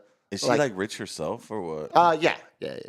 So do you think he takes his $10 million and skedaddles? I think they definitely feel like a couple who have absolutely separate bank accounts. Like I think do you think she got a prenup for him? That's a good question. I think she was independently because she was working for one of these powerhouse agencies representing soccer players, golfers. So she's a England. Salesperson. Yeah, 1,000%. Look, I kind of think she groomed him. She groomed him at 20. Claire, if you would like to, you can come on the show and tell us that you did not groom him. I've got longer hair than Tommy Ladd. It's a great weekend for Tommy. Yes. I was happy that he won. I was even happier when I learned he's with an older lady. You could see it in his I don't know if his hands sweat or something, but he was a lot of this. A lot of you can see the nerves going on 17 and 18, but he was just striping the ball. And I mean, finally got that monkey off his back. I don't like it because I wanted to see him choke only because of the Ryder Cup. We got to win the Ryder Cup. We're on U.S. soil. It does make me, okay, so. As much as I'm not I'm going to put an American flag on the back of my Jeep. This is America, baby. And it's in America. It's hosting in America. It's on American soil. So we got to win it. We're going to win this. I think there's two sides of the argument that could be made there. One, now that he has that monkey off his back, he could perform better at the Ryder Cup because this is like you're saying. Or what are you saying? He's got momentum or something? No, I'm just saying his mental headspace is different than where it was a week ago. Momentum is all mental. Right, but that's not the definition of the word. You're trying to ascribe actions that how many times did you hear the actually... word momentum during your Dallas Cowboys doc? And how many times did Troy say it? A bunch. No. Was it Troy? Boy, man, coming this Wednesday will be the clip of Troy talking about momentum. He mentions it one time. Oh, here we go. And backtracking. We're backtracking. It was specifically... Are you sure on this one time? I will rewatch it. I'll tell you this. I will kill it in a day again. Since you brought it up, I also had this on my notes, but I wasn't going to do it because I didn't want to get into it again. Explain to me. Cowboys Super Bowl against the Steelers. Mm-hmm. Steelers kick the onside kick. Surprise onside kick. They get it. They have the momentum, right? According to your definition. Okay. They drive down, they score. They have now even more momentum, right? Okay. The defense stops the Cowboys, and they get the ball back. The momentum just keeps growing and growing and growing, right? So they have all of the momentum. Then what can kill momentum? A mistake. And that, a boneheaded mistake, buddy, and that's why it's not. That's why momentum doesn't have jack shit to do anything. No, all because that matters is making a good play at the right time. Because the Cowboys didn't win that game because they flipped the momentum. Let me rebuke. They won that game because they got an interception. Let me retort for you, sir. That's not momentum. All right, what is the percentages of catching an onside kick? Low. Yeah, correct. 15, boom, you 20%. Up. Your adrenaline's pumping. Yeah. Boom. Then they throw a long pass. Very low percentage. Very low. Very low. And then they throw a low percentage pass that gets caught and score immediately. Momentum's going up. All right. These low percentages things are happening. You're talking like it's a video game where the momentum meter is growing. I'm about to get my special move. Oh my God, we're gonna actually capitalize on the momentum. That is the momentum meter. That's a video game. That's not how real. And they brought it from real life. That's not Capcom versus Marvel was from real life. Yes. You know what? I stand down. That's correct. Yeah, that is. And so therefore, give me the time. You're sitting there building that bar up. If we want to keep on the Capcom Marvel thing, you're building that bar up. Yes, let's please. And then your defense stops one of the greatest offenses, would you say ever made, or just in that era? In the era. In the era, okay. One of the greatest offenses there. Boom, stop them when they needed to stop them. You know? Even when they went for 4th and 1, stop them. You know? So therefore... Stopped them twice, technically. Twice, yeah. So their momentum is going crazy. These low percentage plays they're making on the reg because they have all the momentum. And then a high percentage play didn't happen and killed the momentum. And they couldn't even complete high percentage plays. That's what momentum is. The low percentage becomes high percentage. And when you kill it, you can't even get the high percentage done because you're in your head, dude. And that all sounds great, but the numbers just don't. That doesn't. These are professional athletes. They should be able to complete 90% chance play. They should be able to do that. They're professional athletes. Why can't they do that? Why is it? Because their momentum is crushed and they're in their head. Because it was, as you were just saying a second ago, the mental, as I was saying, the mental headspace. It's not. No, it's listen. I'm gonna bring a legal pad. Listen, the idea. I'm not arguing against the idea. We're gonna do a Lincoln Douglas debate. You know, I'm arguing against the lazy narrative where someone like this weekend. Okay, I'm watching Tarleton play Portland State. Portland State, because it's week 0 of college football, and I'm a sports fiend. I can't get enough, and I paid tuition at Tarleton State. When I was at Tarleton State, they won a national championship. Damn it! Oh, you went to Charleston? Okay. It was in rodeo, but it still counts. And Ryan Bingham was on that team, great country music singer. No, so I'm watching that game, and Tarleton State's up 28-0. 28-0. Tarleton State fumbles the ball. Portland State recovers it. And immediately the announcer goes, oh, Portland State getting a little momentum now. And it's like, no. They're down 28-0 and they recovered a fumble. That's not momentum at all. That's just a bad play by one team. It has to be more. That was a preemptive momentum. That was a preemptive momentum saying by the announcer. And sloppy move. And I think you're understanding what my argument is. What you're describing, I agree with, and I'm arguing because I don't want to say you're right. So what I'm arguing is the use of the term momentum can be 90% of the time when you hear an announcer say it, it's absolute bullshit, and it doesn't mean the definition word of what he's trying to use. So you do believe in momentum then? No, I think there are I've never have. Yes, you have said momentum doesn't exist. This is the day I've been waiting for. We've talked about this. All I want you to do is believe this day before. In momentum. You've gotten this. I don't believe that momentum determines outcomes of games. I still think that What determines outcomes of Shouldn't have games won are 95. individual plays like Larry Brown intercepting a ball when you try to tell me the Steelers have all the momentum. Well, how many couldn't points catch is that? anything. How many points is that? Yeah, he could. What did? Yeah, it was Mike Irvin that was talking about it, right? Making he's fun got of two him. right hands. That boy can't catch anything, dude. Yeah. Okay. Anyway, well, And we'll talk about this. you know this all started when the refs kill the momentum. Their momentum kills. Right, and that is what kills me, because that is just such a lazy narrative about trying to assign statistical value, data value to momentum. When you get the ball and you get a turnover like the Niners did back in '93, or was it '93? Yeah. Oh no, 92. The first time they played, and they sat there and threw an 80-yard touchdown pass to Jerry Rice. And he gets called back. First play of the game. Momentum killer. No, it's not, because it's the first play of the. All right, we're done with this for at least this installment. We'll go to the judges' card to see who won this one. I mentioned the Tarleton State game. I got my first college football quad box. I didn't know there was going to be two ranked teams playing. I would have paid attention. I thought it was just going to be Farmageddon. Yeah. Kansas State, Iowa State. Yeah. Are they both Big 12, right? Yes. Yeah. So completely unstable, first of all. You're playing Farmageddon's one of the oldest rivalries in college football. It's great. It's one of the best names. I love it. Great name. It's a Big 12. It's a conference game. It's a rivalry game. It's a conference game. Both teams are ranked. It's the first official kickoff game of proper college football season, and it's played on Irish soil.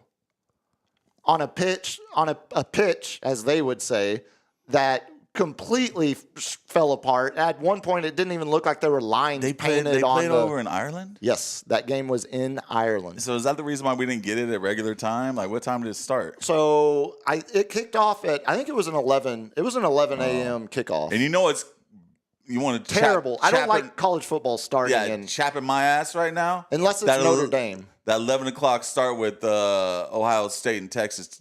Like, move it to 6:30, you a-holes. You know, the only reason they're not is because it's their that's Fox. The big noon game. Big noon kickoff, all of that, yeah. Suck my D. Yeah, correct. I'm right there with you. I'll tell you what also pisses me off. Watching the quad box on Saturday, majority of the games were on ESPN.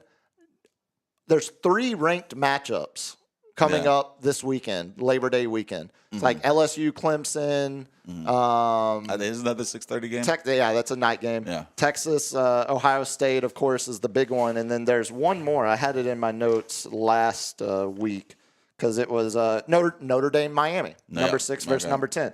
So the Texas-Ohio State game is on Fox, like we're complaining about. It's going to be played at 11 o'clock in the morning on Fox. Come on, Saturday. Rupert Murdoch, get your shit together. So when he showed up in the documentary, that was funny to me too. Like they got everybody. That crafty Australian.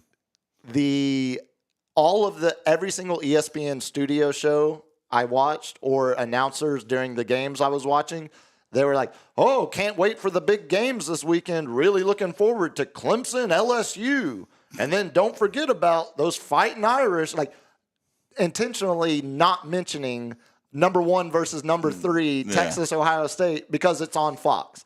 And I know it drives me insane. I get you're trying to protect your product. You're covering college football. But it's college football. Yeah. We're all, like, everyone that watches Texas, Ohio State at 11 a.m., guess what? They're going to watch Clemson LSU at 6:15. You're not losing viewers. Like you're not going to cost yourself viewers if you talk about it during a Tarleton State blowout or a UIW disappointing loss to Nicholls State. I want to know the research of domestic violence happening when these 1 versus 3 games happen at 11 o'clock. Oh, And buddy. all those 4 o'clock phone calls of drunken. You might be onto something. Drunken. Yeah. Domestic violence. Alcohol hits different when the sun's out. Yeah, you might be onto something. You drink it a little faster. Especially in the trailer parks of Southeast Ohio. Yeah, now watch out. Watch out. Don't talk about those trailer parks like that. Drop some Ohio small town geography on me. I gave you. The Amish love their football. Are the Amish in Ohio? Pennsylvania. Yeah, Pennsylvania, okay. Ohio-ish. Maybe they dabble. They moved a little yeah, bit. they take a week-long carriage ride. There's some wheat fields down there. Exotic Dayton, exotic Columbus. I hate the fact that game was played in Ireland. Yeah. Pathetic, terrible. Only other college football note. I want to talk some more college football on Wednesday as we actually gear up for the first big weekend of college football. Yeah. I did see UTSA officially has opened up tickets to the upper deck portions of the dome, which means so it's Texas State. It's UTSA versus Texas State. This is a rivalry. To start the season. Uh-oh. Both teams have serious aspirations within their respective conferences. Both are looking like potential LG going to be your alma mater teams. Playoff game? Starting game? Alma mater? No? Yeah, LG, what are you doing Saturday? What are you doing Saturday, You want to come down buddy? to the Dome? Hey, buddy. Let's go to a UTSA Texas State game. Maybe. Uh-oh. That wasn't very convincing. Man, I don't know, man. I was like, I got to give You me might go to the tailgate. Yeah, if nothing else. So that's what, as someone, there's some good tailgating out there. as someone who only has to walk a block and a half to get to the tailgate. In fact, let me get that VIP on that parking spot yeah. there. There you go. Buddy. Let me park there and we'll take a walk on over. Yeah. Well, that's how we get him. Yeah. If nothing else, I am not riding in your AI car, though. we will we will tailgate together, and then we'll see if we can convince him to actually go into. We got to find that one into the tailgate that dome. brings like the portable AC unit out there. Dude, some of them have like full blown. There's full swamp on coolers. bars out there. Yeah, that's Yeah. true Set up too. bars. Like they got the mini splits going and everything. Like Yeah. that. Oh yeah. You got a HVAC guy just for your. Yeah. Oh man, I know some of the cook-off. What was it? Rodeo cook-offs. Like, Rodney, like our boy Rodney, man. He goes in there good dude, Rodney. and he sleeps. He gets so drunk he just passes out in someone's trailer.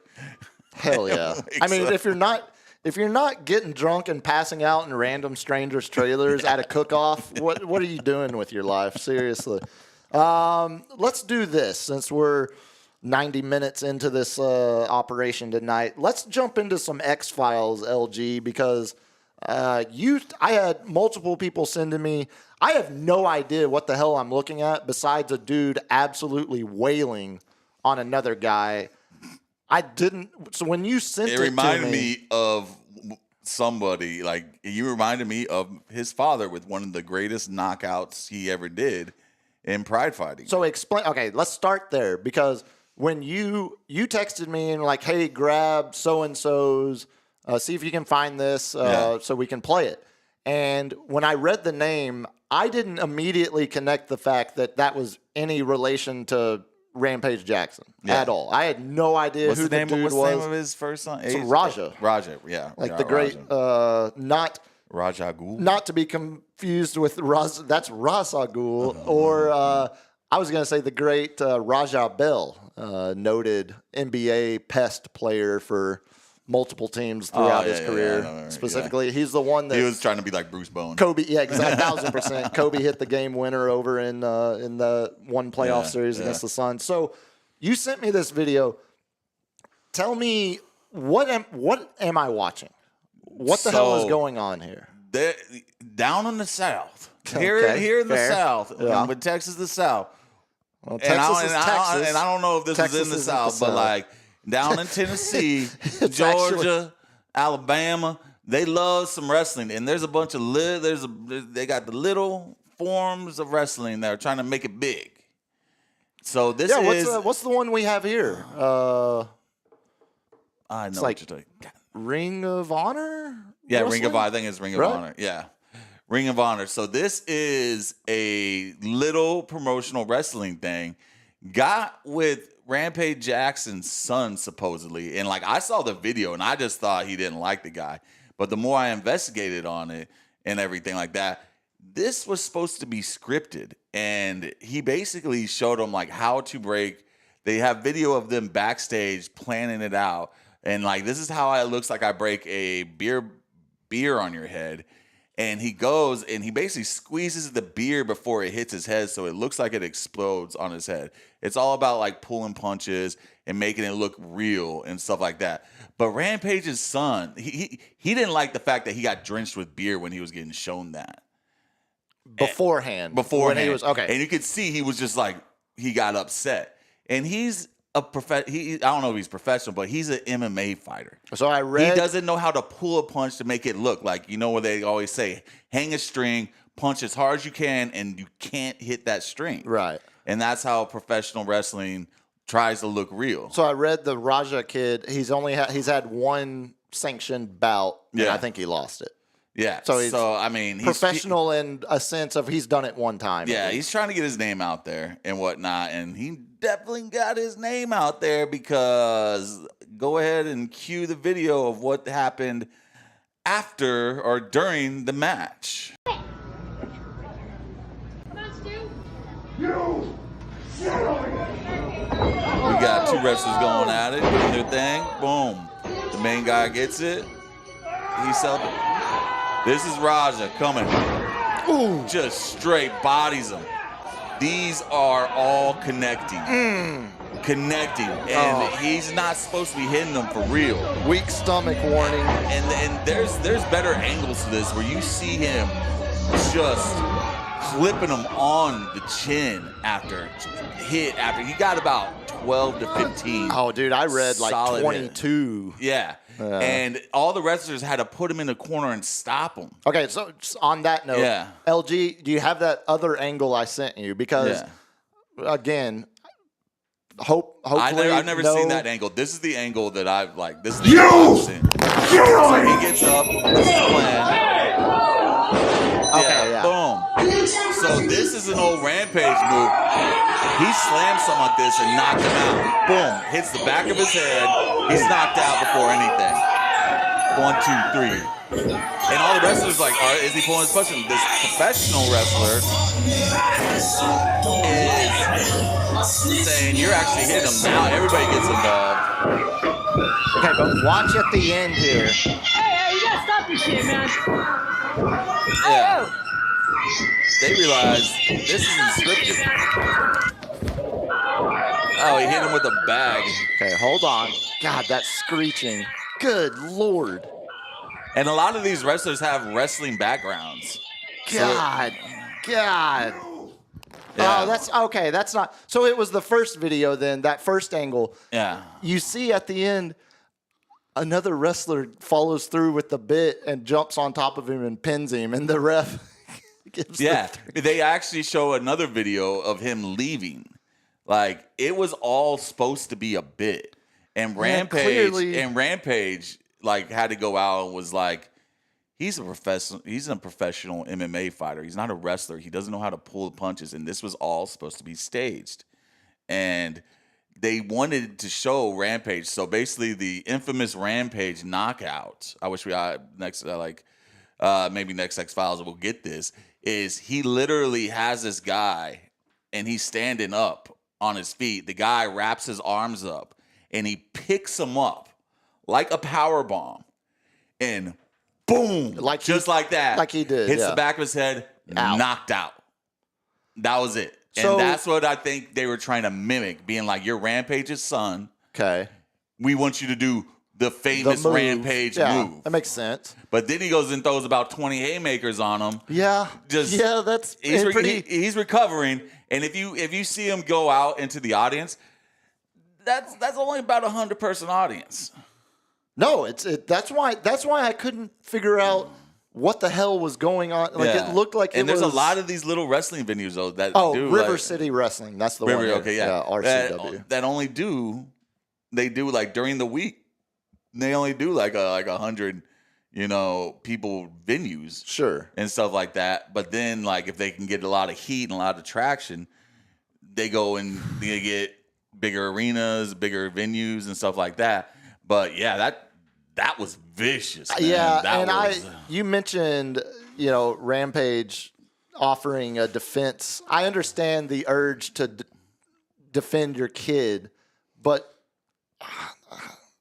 explain to me again how that's defendable. Because it kind of just looks like you're wailing. Sometimes these on wrestlers, a guy that is knocked out.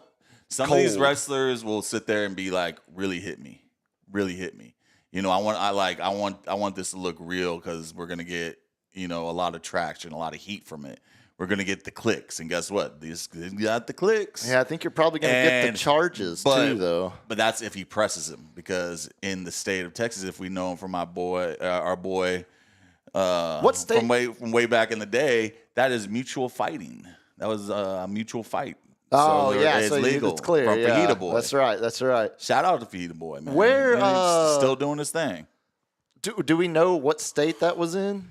I do not, man. I didn't I was kind of going on to see if it was really real, if it was staged. The fact that they kept videotape him on the way out, like he was walking out of the venue, and then it went to Rampage's reaction, like when he was watching it live. He was just like, oh my God. He's like, man, he just kind of knew that his son was going to be in some. So it was California. It was the San Fernando Valley. Yeah. Yeah. I'm kind of shocked we haven't seen any follow-up. I can't believe that was in San California. Yeah, I'm surprised we haven't seen any follow-up. San Fernando Valley is usually surfers and weed growers. And I mean farmers. Porn studios, right? Isn't that where they do a lot of from back in the 90s when it was? I'm pretty sure that was. Or San Bernardino. Is it Bernardino? Chili Peppers reference it in a song. Yeah, that's the only reason I knew it as a kid. Yeah, I was like, hell yeah, I'm gonna visit someday. I'm gonna take the tour, the double-decker tour bus. San Diego. Speaking of MMA, Diego Sanchez lived. My friend and his wife now, but his girlfriend, roommated with somebody that was friends with Diego Sanchez, an old school MMA fighter that started on Ultimate Fighter on the first or second season. And he was making a run, and he lived with them because all he did was work out, go to the gym, come home, and sleep. So he literally crashed on the couch because they don't make a lot of money. You know what I'm saying? And they only make money in fights and if they get booked. And across the street, I go over there, and I'm just like, oh, it's a California house. It's in San Diego. It's on the top of a hill. Real pretty view. And across the street, I see these two girls coming out this guy's house driving like a, convertible. And my guy goes, they do. They shoot pornos over there. I was like, what? Well. He's like, all types of girls coming go in see and out if of they this need some place. landscaping done. I'm all like, hey, do you need a boom mic, guy? Yeah. So I can be like... I'm tall. I can clean your gutters, metaphorically and literally, if you just need that. Who's my boy from, what you call it, who passed away, Boogie Nights, who held the boom mic. Oh, the great Philip Seymour Hoffman. Yes, what was his character's name? Yes. What was that? God, I can't remember. Oh man, one of the more shocking deaths in a movie. Oh, buddy, that was a good one. Yeah, what was his name? And God dang, Scotty. Yeah, Scotty with the boom mic. I was like, I can go be a Scotty over there, Yeah, I didn't know. Smelling nothing but Baducci. People were sending me that like crazy, and I couldn't figure out. I couldn't figure out the context of it. What am I watching? Yeah, and Rampage Jackson, I know the name, but I've never seen him fight. I didn't know the connection of that specific move with Rampage's career. I don't know. I guess we need to prep LG. And, I don't know if you can find that video clip. Let's do it Wednesday because we'll do that Wednesday, and then we'll do the other. It's literally. It's a highlight reel knockout, and Rampage was known. He started in Pride, where they would do tournaments where they would fight 4 times in a row. It would be like Iron Man tournaments. So it's literally a bracket. It's crazy. And you get done with fighting, and then you go and fight the next person, and then you're done, and you get it's like 3 fights that you have to do. And Rampage won one of them, man. And he was just the dude was just an animal. Which speaking of. animals. Have you seen the old Mark Kerr movie that's going to come out starring one Dwayne "The Rock" Johnson? What? Do you know who Mark Kerr is? No, I don't. That name doesn't mean anything to me. Mark Kerr is one of the original UFC people, and he didn't get nicknamed the Animal. I think it was maybe the Beast. I forget, but he would brutalize his opponents so much they had to outlaw his moves. No headbutting, no knees to the face, on the ground, no this, no that, no 12-6 elbows to the head, because when he was a good wrestler, but when he got you down. Oh, this is the new Safdie brothers movie. Yes. Oh, I didn't know that's who that was. He'd annihilate him. And they were like, we can't sell this product, man. This guy is killing people in the ring. He's not literally, but, he could very well have killed like multiple people in that ring. Huh. And I cannot wait for this movie because I've seen the documentary. I knew about him beforehand. And them outlawing all his moves basically like ruined his career, and he got addicted to opioids, all this other stuff. Yeah, that'll happen to you. And it's shout out to him. He's still kicking. I was about to say, is he still alive? He's still kicking, man. Okay. Still kicking. Yeah, I didn't realize that. He's was gonna get paid off this movie. Thank God. Get your bag, man. Well, good on Dwayne Johnson for hopefully. Dwayne doesn't even look like himself I know, in the movie. I watched, and he loves that. I saw the trailer. Yeah. Now that you say that, I remember. I remember watching the trailer and seeing, but I didn't know the story. Again, I had no idea that's what. This guy, he basically, no one wanted to fight him.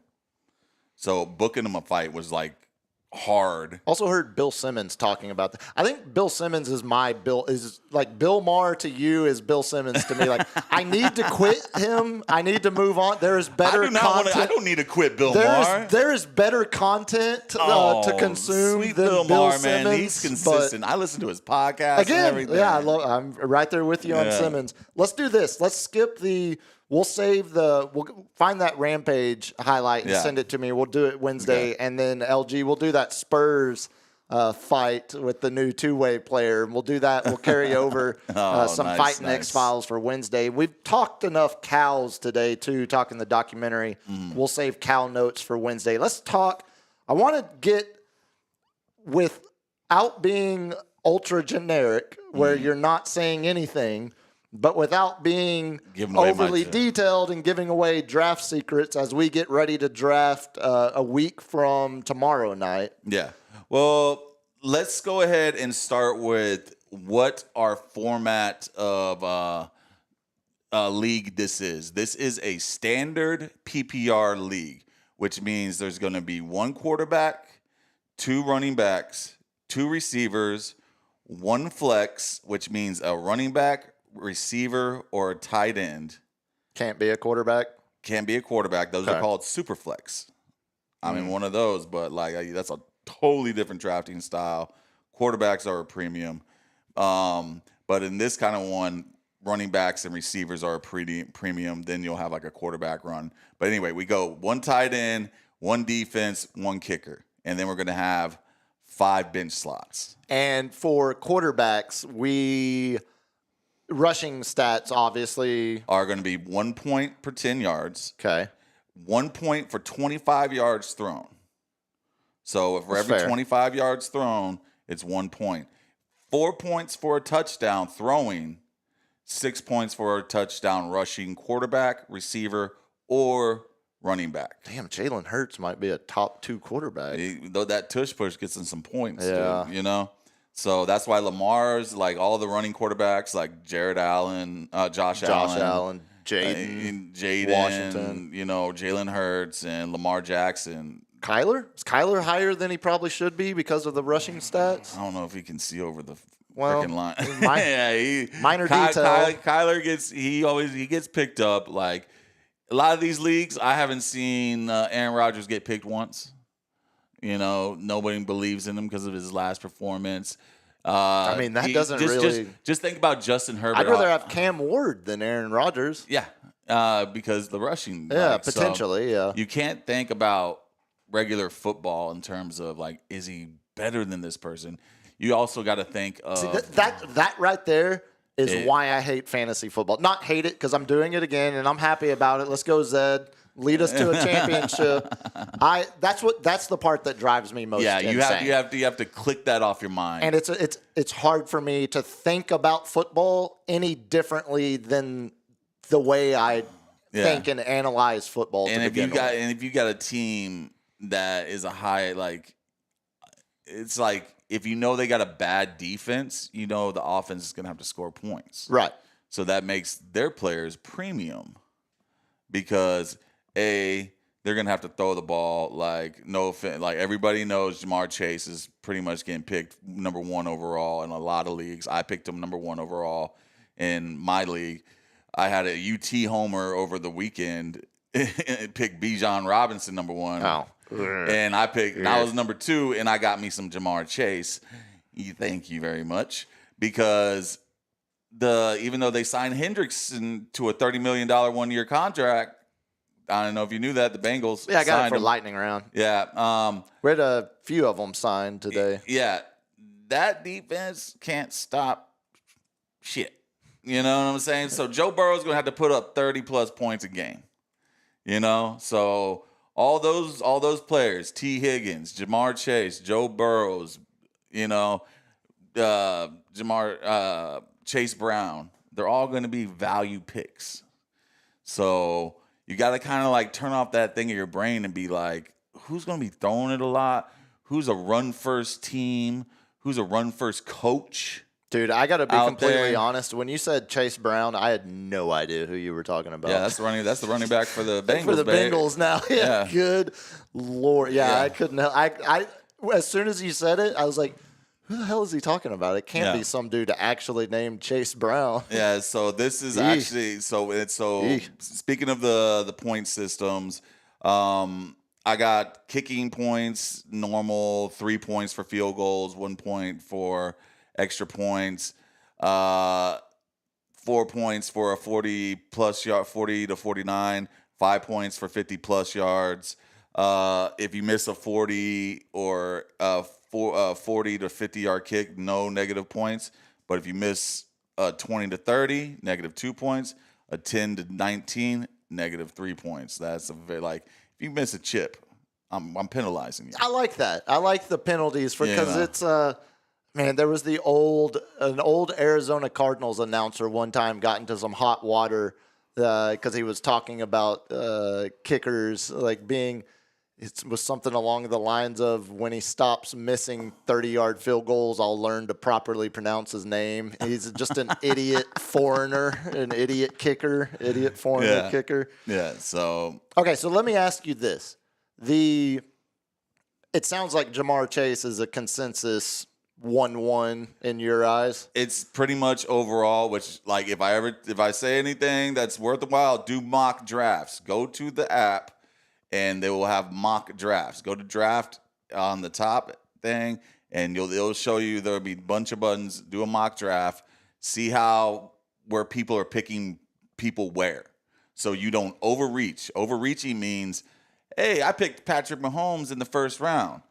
You could have got him in the 4th or 5th. You know what I'm saying? So you missed value by overreaching on Patrick Mahomes early, even if you like him. So if you had the first overall pick and you were considering anybody other than Jamar Chase, what would that name be? So in our format, you would have Bijan Robinson. Oh, so Bijan is at least he's not that much of top. So the top 5 picks in the consensus is Jamar Chase, Bijan Robinson, Jamar Gibbs, Saquon Barkley. Saquon still, because you know, and then people like the 5th one, it used to be McCaffrey. Now that they brought in Brian Robinson Jr. Oh yeah, that's even I would say that he's been dropping a little bit. McCaffrey's probably not top 10.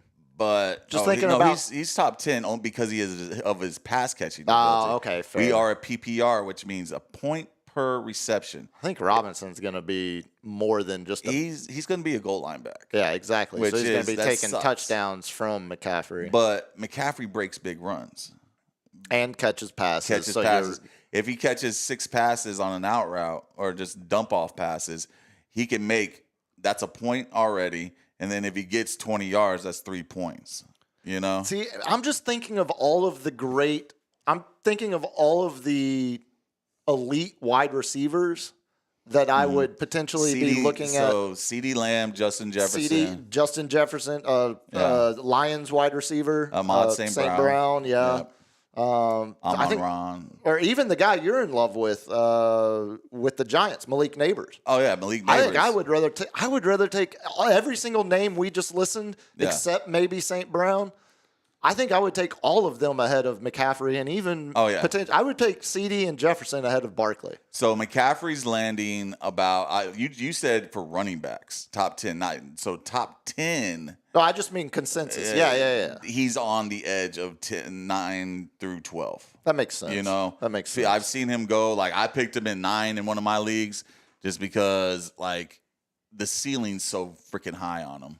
You know, but the floor is low if he gets injured. But I also backed it up by picking up Brian Robinson Jr. later as the backup, which is key for later rounds. Can I tell you something real quick on that Brian Robinson Jr. trade? Y'all gave up a 6th-round draft pick. Fleeced him. Fleeced the Y'all Commanders. gave up you basically gave up the same amount of a return that the Cowboys got for Amari Cooper. Yeah. Amari Cooper, that immediately the next season was traded for a 3rd-round pick from Cleveland to Buffalo when all we could get was basically what y'all gave up for Brian Robinson Jr. Yeah, totally fleeced him. That was insane. And I'm looking at a Cowboys running back room that has no one close to the stature of I thought y'all were going to go after him. I thought y'all were going to go after him. And when I see it's y'all, I couldn't help. First of all, I thought of you. Thought, okay, this is going to be fun to. You think of greatness. It's going to be fun to do. Well, I think of a well-run organization. Is what I think of. I think that's the kind of move the Eagles would do. The 49ers would do. Like teams that actually know how to roster construct and build. Like he would have been the Cowboys' best running back on the roster by tenfold. Yeah. Compared to the.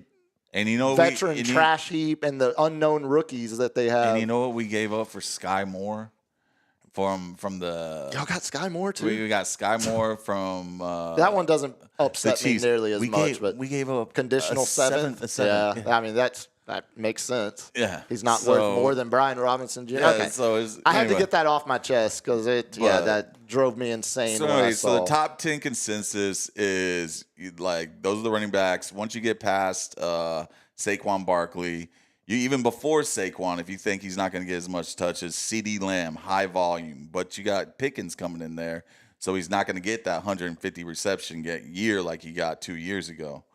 And Pickens going to be more of your big play.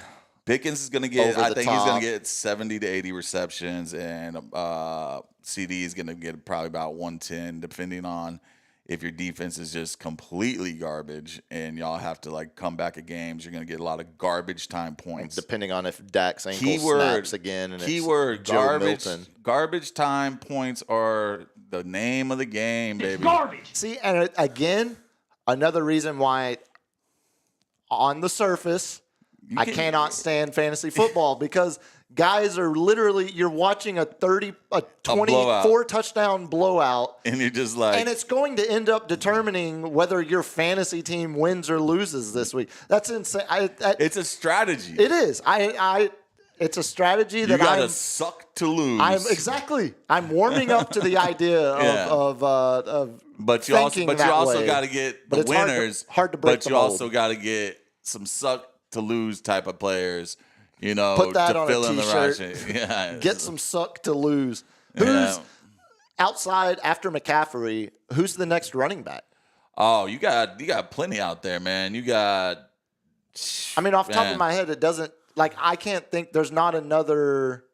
I mean, Derrick Henry? Yeah, Derrick Henry. Yeah, he's. Well, I'm thinking of like Derrick Henry's probably going before McCaffrey. Solidified 1-1 kind of guys, because it feels like every other team is either going full committee and you don't know who it's going to be, or there's not a like the Niners now have a designated 1A, 1B. Yeah, but still, I mean, that's. So you got Justin. So following like rounding out the top 10, You got like Justin Jefferson, Nico Collins, because Nico, they're like Tank Dell's not going to be with there. CJ, And, yeah. And then Malik Neighbors, Derrick Henry. You got Brian Thomas Jr., who was the breakout last year. Which Jacksonville? Yeah. But he's also going to compete with Travis Hunter. And I'll tell you a little bit later, lightning round, how I was a complete sleazebag in one of my leagues that I. Well, I like where that's going. I was a sleaze. I felt dirty. You got Drake London, who's supposed to have a breakout year with Michael Penix Jr. coming in because they had a good connection whenever he did. Ashton Gentry, the rookie out of Ashton Genty, the Genty. Frisco kid, DFW kid from Boise. Okay, he's going to be running a lot in Oakland. Yeah. Well, and they just signed, randomly enough, Amari Cooper too. Yeah. So, did they? Yeah. So he finally got off the board. He finally got signed. Yeah. He returned to the Raiders earlier. Damn, I might pick him up on waivers now. Then we got Josh Jacobs, Puka Nacua. Which, the only reason why he's dropping is because of the Matthew Stafford injury. Yeah, who knows what Stafford's condition is going to be. Achane out of Miami, great pick. Jonathan Taylor was... the Aggie. Yeah. Are we calling him He's changed his pronunciation. Devon Achane. He was Achane. He was Achan. I think it's Achane. He's. I've heard multiple different something from his time at A&M and now with the Dolphins. So, God, that's rounding out about the top 20. He's that high, though? Yeah. I mean, dude, he's fast. He breaks long runs. He's got good moves, and that's what you're looking for. And they sit there and, who's their goal line back?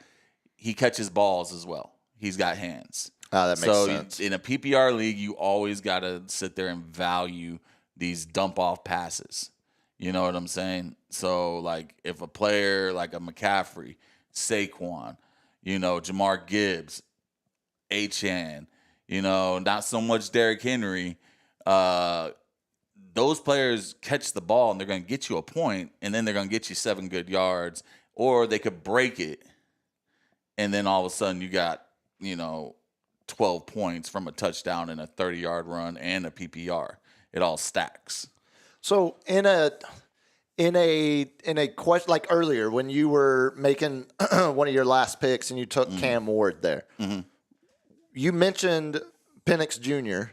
And the potential Drake London connection, and that's why Drake London's going higher. Yeah, Penix Jr. He could be a breakout. I like to take a rook. Penix Jr. is not a rookie. I've won leagues on taking a flyer of a rook in a late round, like a Patrick Mahomes. Yeah, because I was trying to think of quarterbacks. I did Patrick Mahomes. I did a Lamar Jackson. I did, Jaden Daniels. I won with Robert Griffin III. Oh, good old Bob Griffin. Back in the day.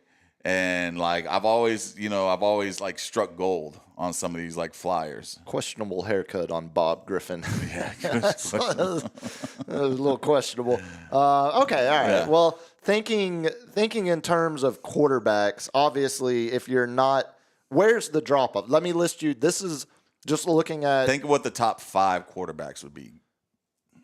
Lamar, because of the rushing. Okay.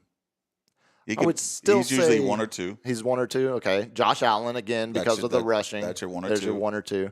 I would still probably lean Burrow just because of the connection with Chase. And the defense sucks, and he had the most TDs, passing yards. Is it someone stupid like Baker who had insane numbers last year? Baker was number 5. Yeah, see, that's what I mean, dude. He had crazy. His numbers. We talked about it when and we that did was the even division without preview. Godwin for half the season. That was not. But that's still, you can catch Baker in the middle. Oh, well, who I said earlier, Hurts with the tush push and the rushing. Yeah. And who's the number 5? I'm missing a big one. Just tell me for the sake of brevity. I just told you I won a league with them last year. Jaden Daniels? Okay. Yeah. Those are the consensus top 5. I'm kind of expecting Jaden to take a little step back. A little sophomore slump. I'm feeling it's not. I think it's more like when we were doing our divisional previews about Washington. Yeah. They played, I think it was 9 one-score games last year, and they were 8-1. And one of them was a Hail Mary. And one of them was the Hail Mary. We saw C.J. Stroud lead the Texans to the playoffs as a rookie, like Jaden did. But I will tell you, why do you think they moved off of Brian Robinson Jr., over 800 yards and 8 touchdowns? Solid back. And they also had Austin Eckler, who led only 3 years ago, led the running backs in points. Because he can catch the ball, and he was a beast on the ground. They've got that guy that the Barstool dudes love now, too, where they calling him Krosky Merritt. Yeah. And then there's also another one. The two rookie running backs they picked, 3rd and 7th round or 6th round, they look outstanding. So that's as soon as they start seeing what they're seeing in camp, they're like, we're running with these two. And they still got Austin Eckler, as the veteran.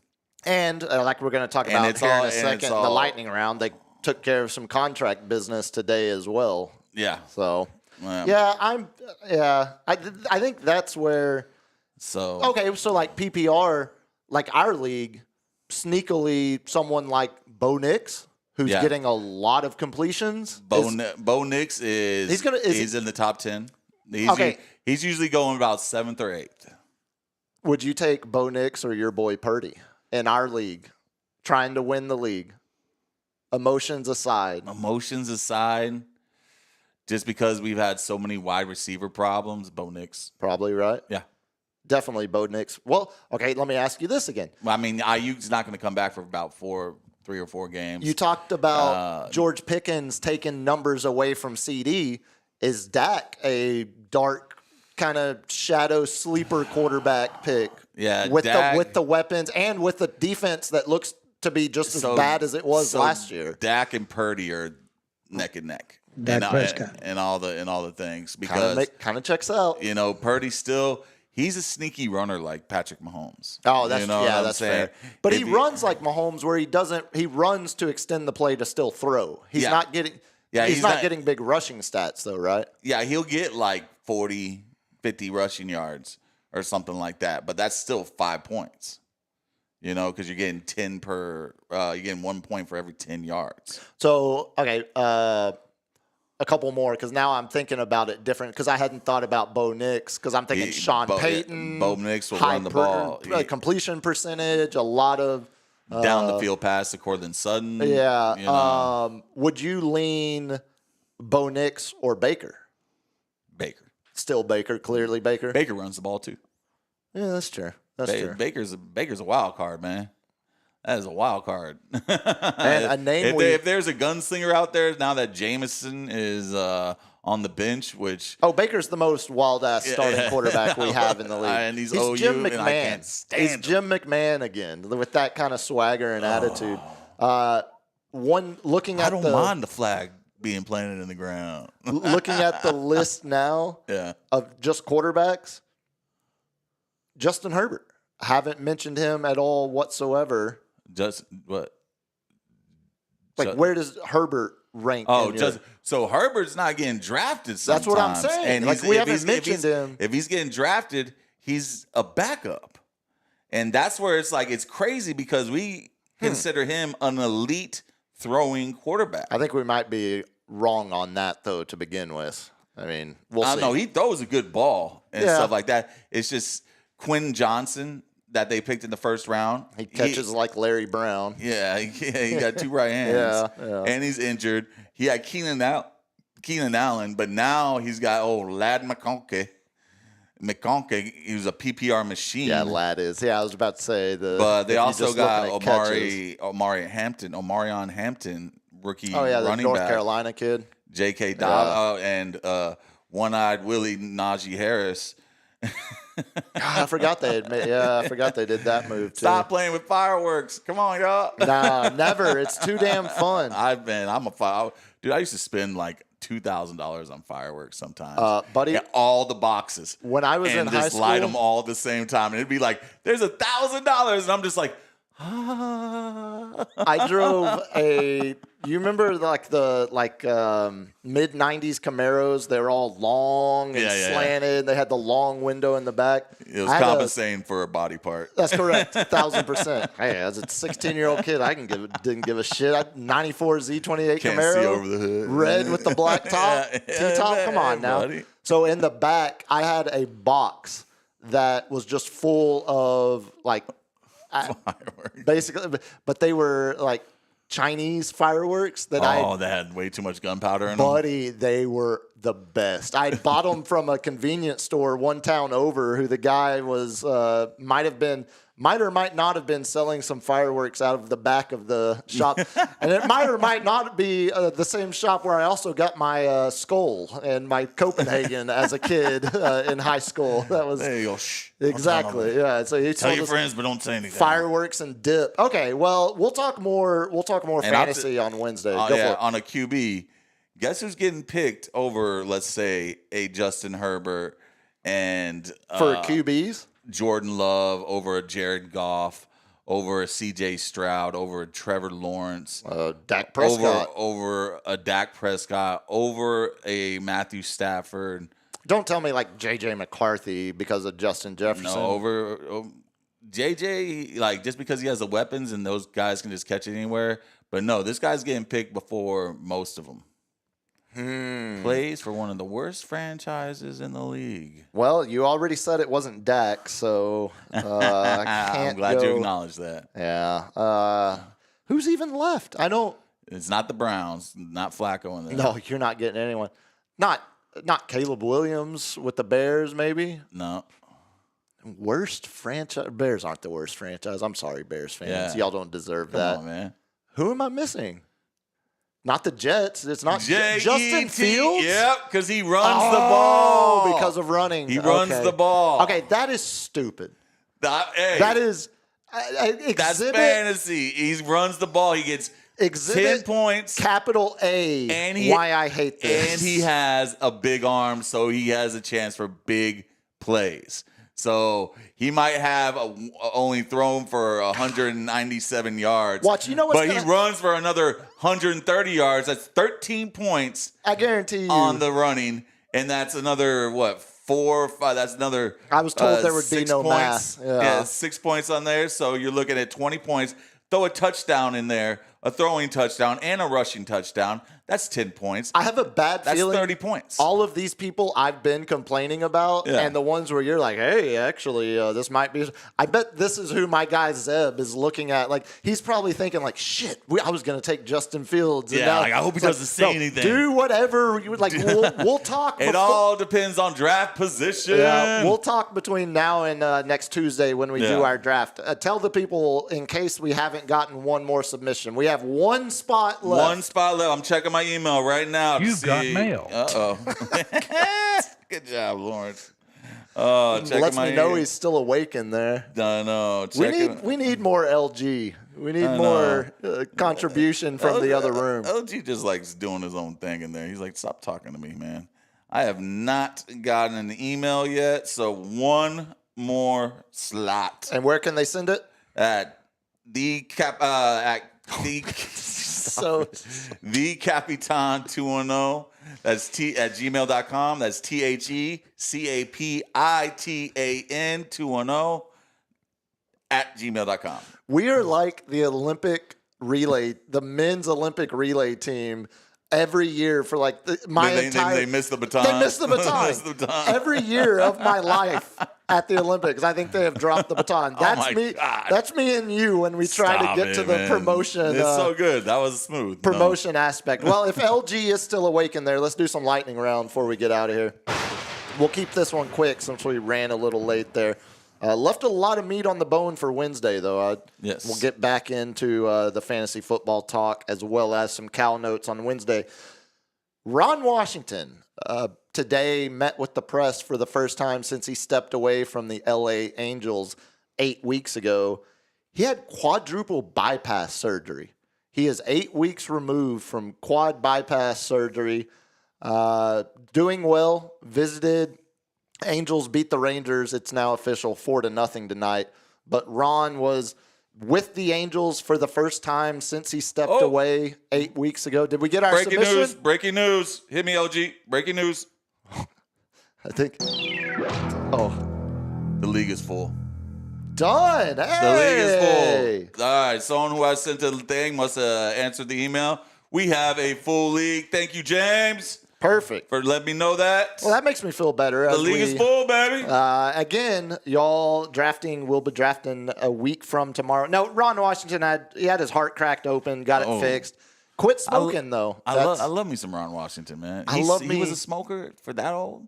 Dude, when the Rangers were going to the World Series with him as their manager, he was puffing heaters mid-game, he's sitting in the dugout and he would lean back into like the clubhouse behind the wall so the TV camera couldn't catch him. You would just see smoke wafting. And then he'd lean back, and sometimes he'd still have the heater hanging in his mouth, and he'd lean back to take a drag. Ron Washington is a god around these parts, and I'm happy to see him back in base, even if it is with the Angels who beat my Rangers. Oh, man. All right, hit me, LG. We're going to talk about Cincy again. There is cheap, and then there's Cincinnati Bengals cheap. When hosting the Ring of Honor ceremony, they asked their players who are getting inducted to pay for their own flights and hotels and only 1 day RSVP. God, wouldn't you just be like, nah, I'm good, thanks. They tell them a day before. You're doing Corey Dillon dirty like that? And you got to sit there. You're going to do Carson Palmer dirty like that? Yeah, I was trying to think of some other Bengals Chad legends. Ochocinco. Yeah. TJ Hushmanzada.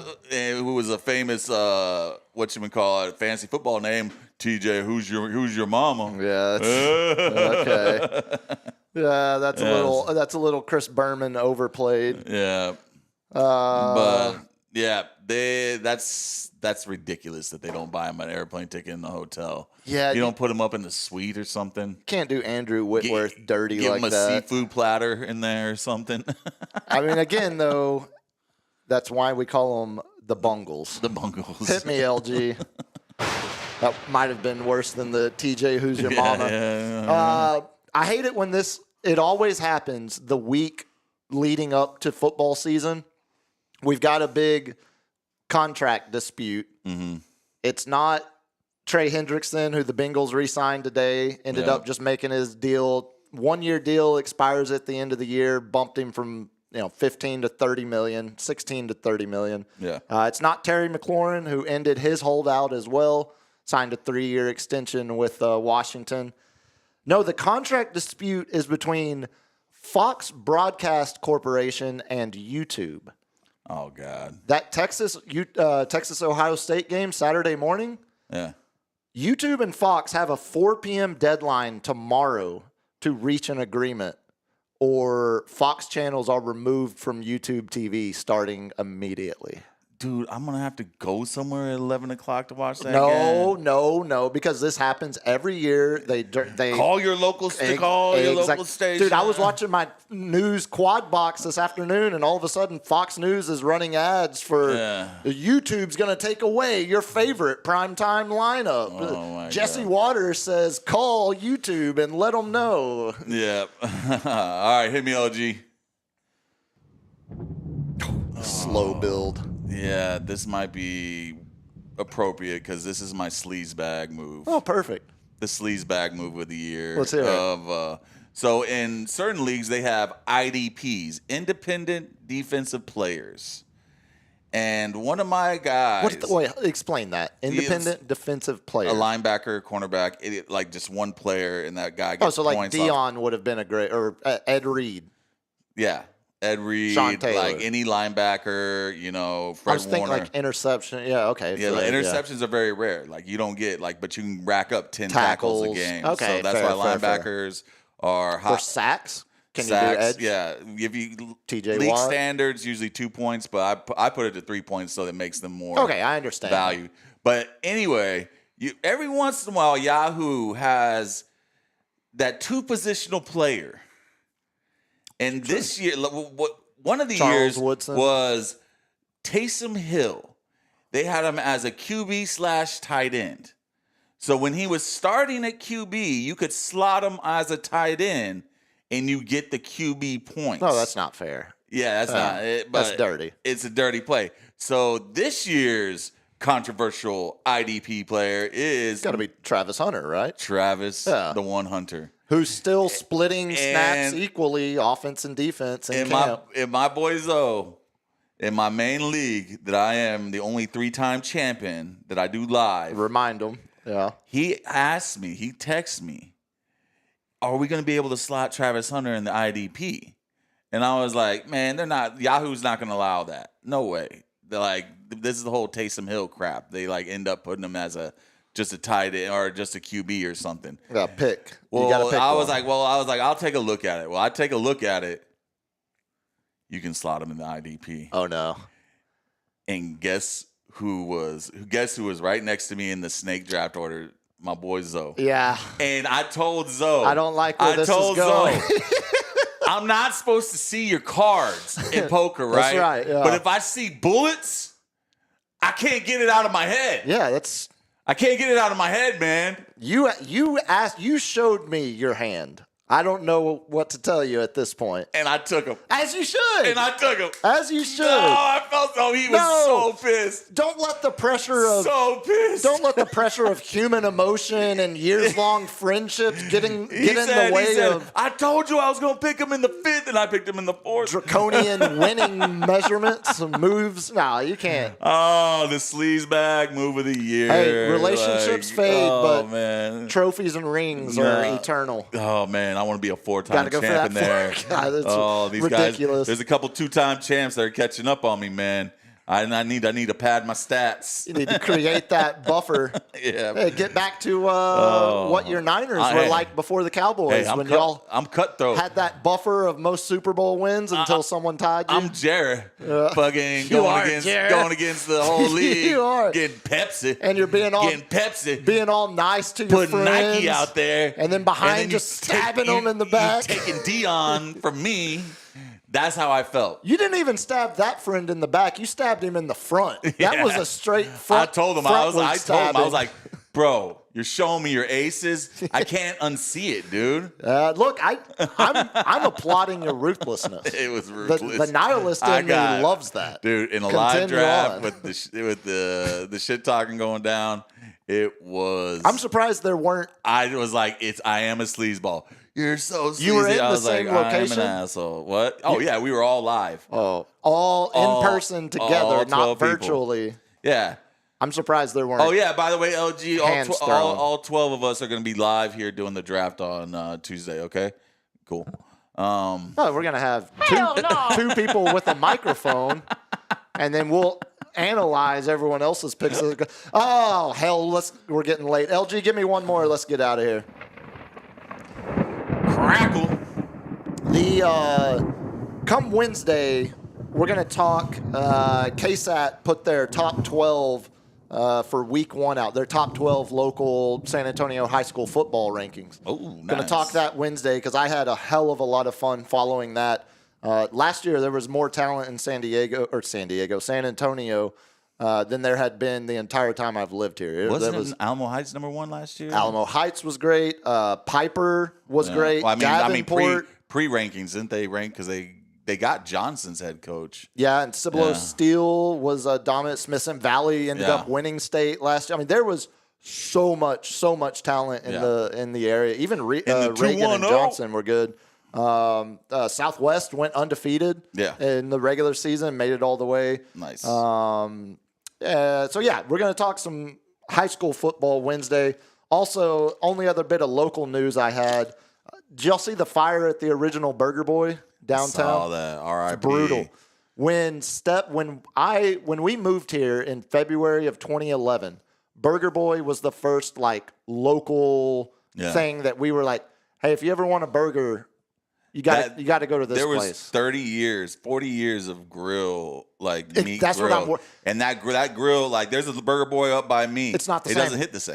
Nope, not No. even close. And not that even grill, close. they need to import that grill up to the one close by me. So reports are it wasn't too catastrophic. Okay. Going to be closed for a while. Got to keep that grill though. But I think most of the original equipment hopefully is going to be able, because I completely agree. When we moved here, Steph was working at WOAI TV downtown. And when we first moved here, we lived in Leon Valley for 5 months before we broke our lease and moved downtown. And one of the first places a coworker told her about was that original Burger Boy location right there on the Strip. And then, of course, when we started booking shows and working for SATX Music and booking a bunch of shows at all the bars on the Strip, Burger Boy became, that was arguably like Burger Boy and Chacho's were like the two first loves of King Kong Nacho. Yeah, buddy. But very fat, very fat. But let's close it out with this. Burger Boy, you can cater our live draft here on Tuesday at LG's house. I do. Not a bad idea. There are two edges of this sword. There's one that's intentionally intended to stab at you a little bit. Yeah. But there's another one where I'm going to give one of your faves credit. So LG, one of my faves or one of the greatest of all time? I would say probably both. Say probably both. LG, give me that clip there that we're going to close it out with. Oh, buddy. Lining up, running the route. He's got it in his sights. Oh, Jerry! If it hits your hands, you got to catch it. A man with two right hands is never how Jerry Rice was. That man is 85 years old. He's not 85, He's 85 years old running a route. No. Still outplaying these kids. He still looks great. He was in town here in San Antonio last week for the UTSA luncheon they had. Jerry Rice is 62 years old. That man is 108 years old. 20-year NFL career. Yeah. No one can do it like him. And he still had the better work ethic than 90% of the receivers in the league. So if we count that drop okay. towards his career total. And now you're going to make me feel good. You're catching on. That would be his 28th drop of his entire career. Holy. Jerry Rice had 27 drop passes in NFL games in 20 seasons. That's going unbroken. That's going unbroken. I don't know how you keep track of that record or like what the record book would say. Game tape. Because you've got to have like thinking about all of T.O. had 27 drops in a year. In a week of Cowboys practice. If you consider the fact that he's playing in that West Coast Seaford offense, Walsh offense, all of the targets he was getting, all of the chances to drop passes, because you can't compare him to, like other receivers that the specific system he played in, you would just naturally think he had more than 27 drops his entire career. Because he's going across the middle like 70% of the time. Yeah. So I saw that, and it was making the rounds. And, of course, Cowboys fans sent it to me. You got to show it to Cap. You got to bust his balls. And Thank you, Sports Cave. I immediately was like, well, I would if this wouldn't have just been the 28th drop of his entire life, of his entire career. In your face. Yeah, I don't know about his high school numbers, but NFL, only 27. The Bay all day, baby. The Bay all day. On that unfortunate note, it's time for us to wrap it up, wrapping up another edition. Cap, tell the good people how they can harass you about 49ers lore. You can get at me on Instagram at the Captain's Chair 210.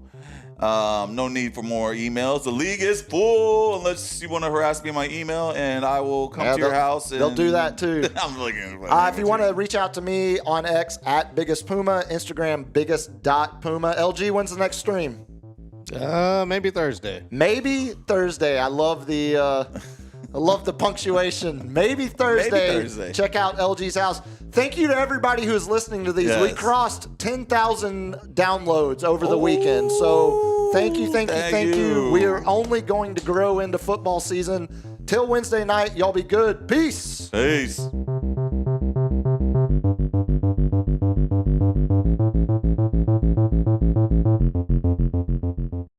Kids, what do we say about drugs? Only thugs use drugs. Say no to drugs. Yeah!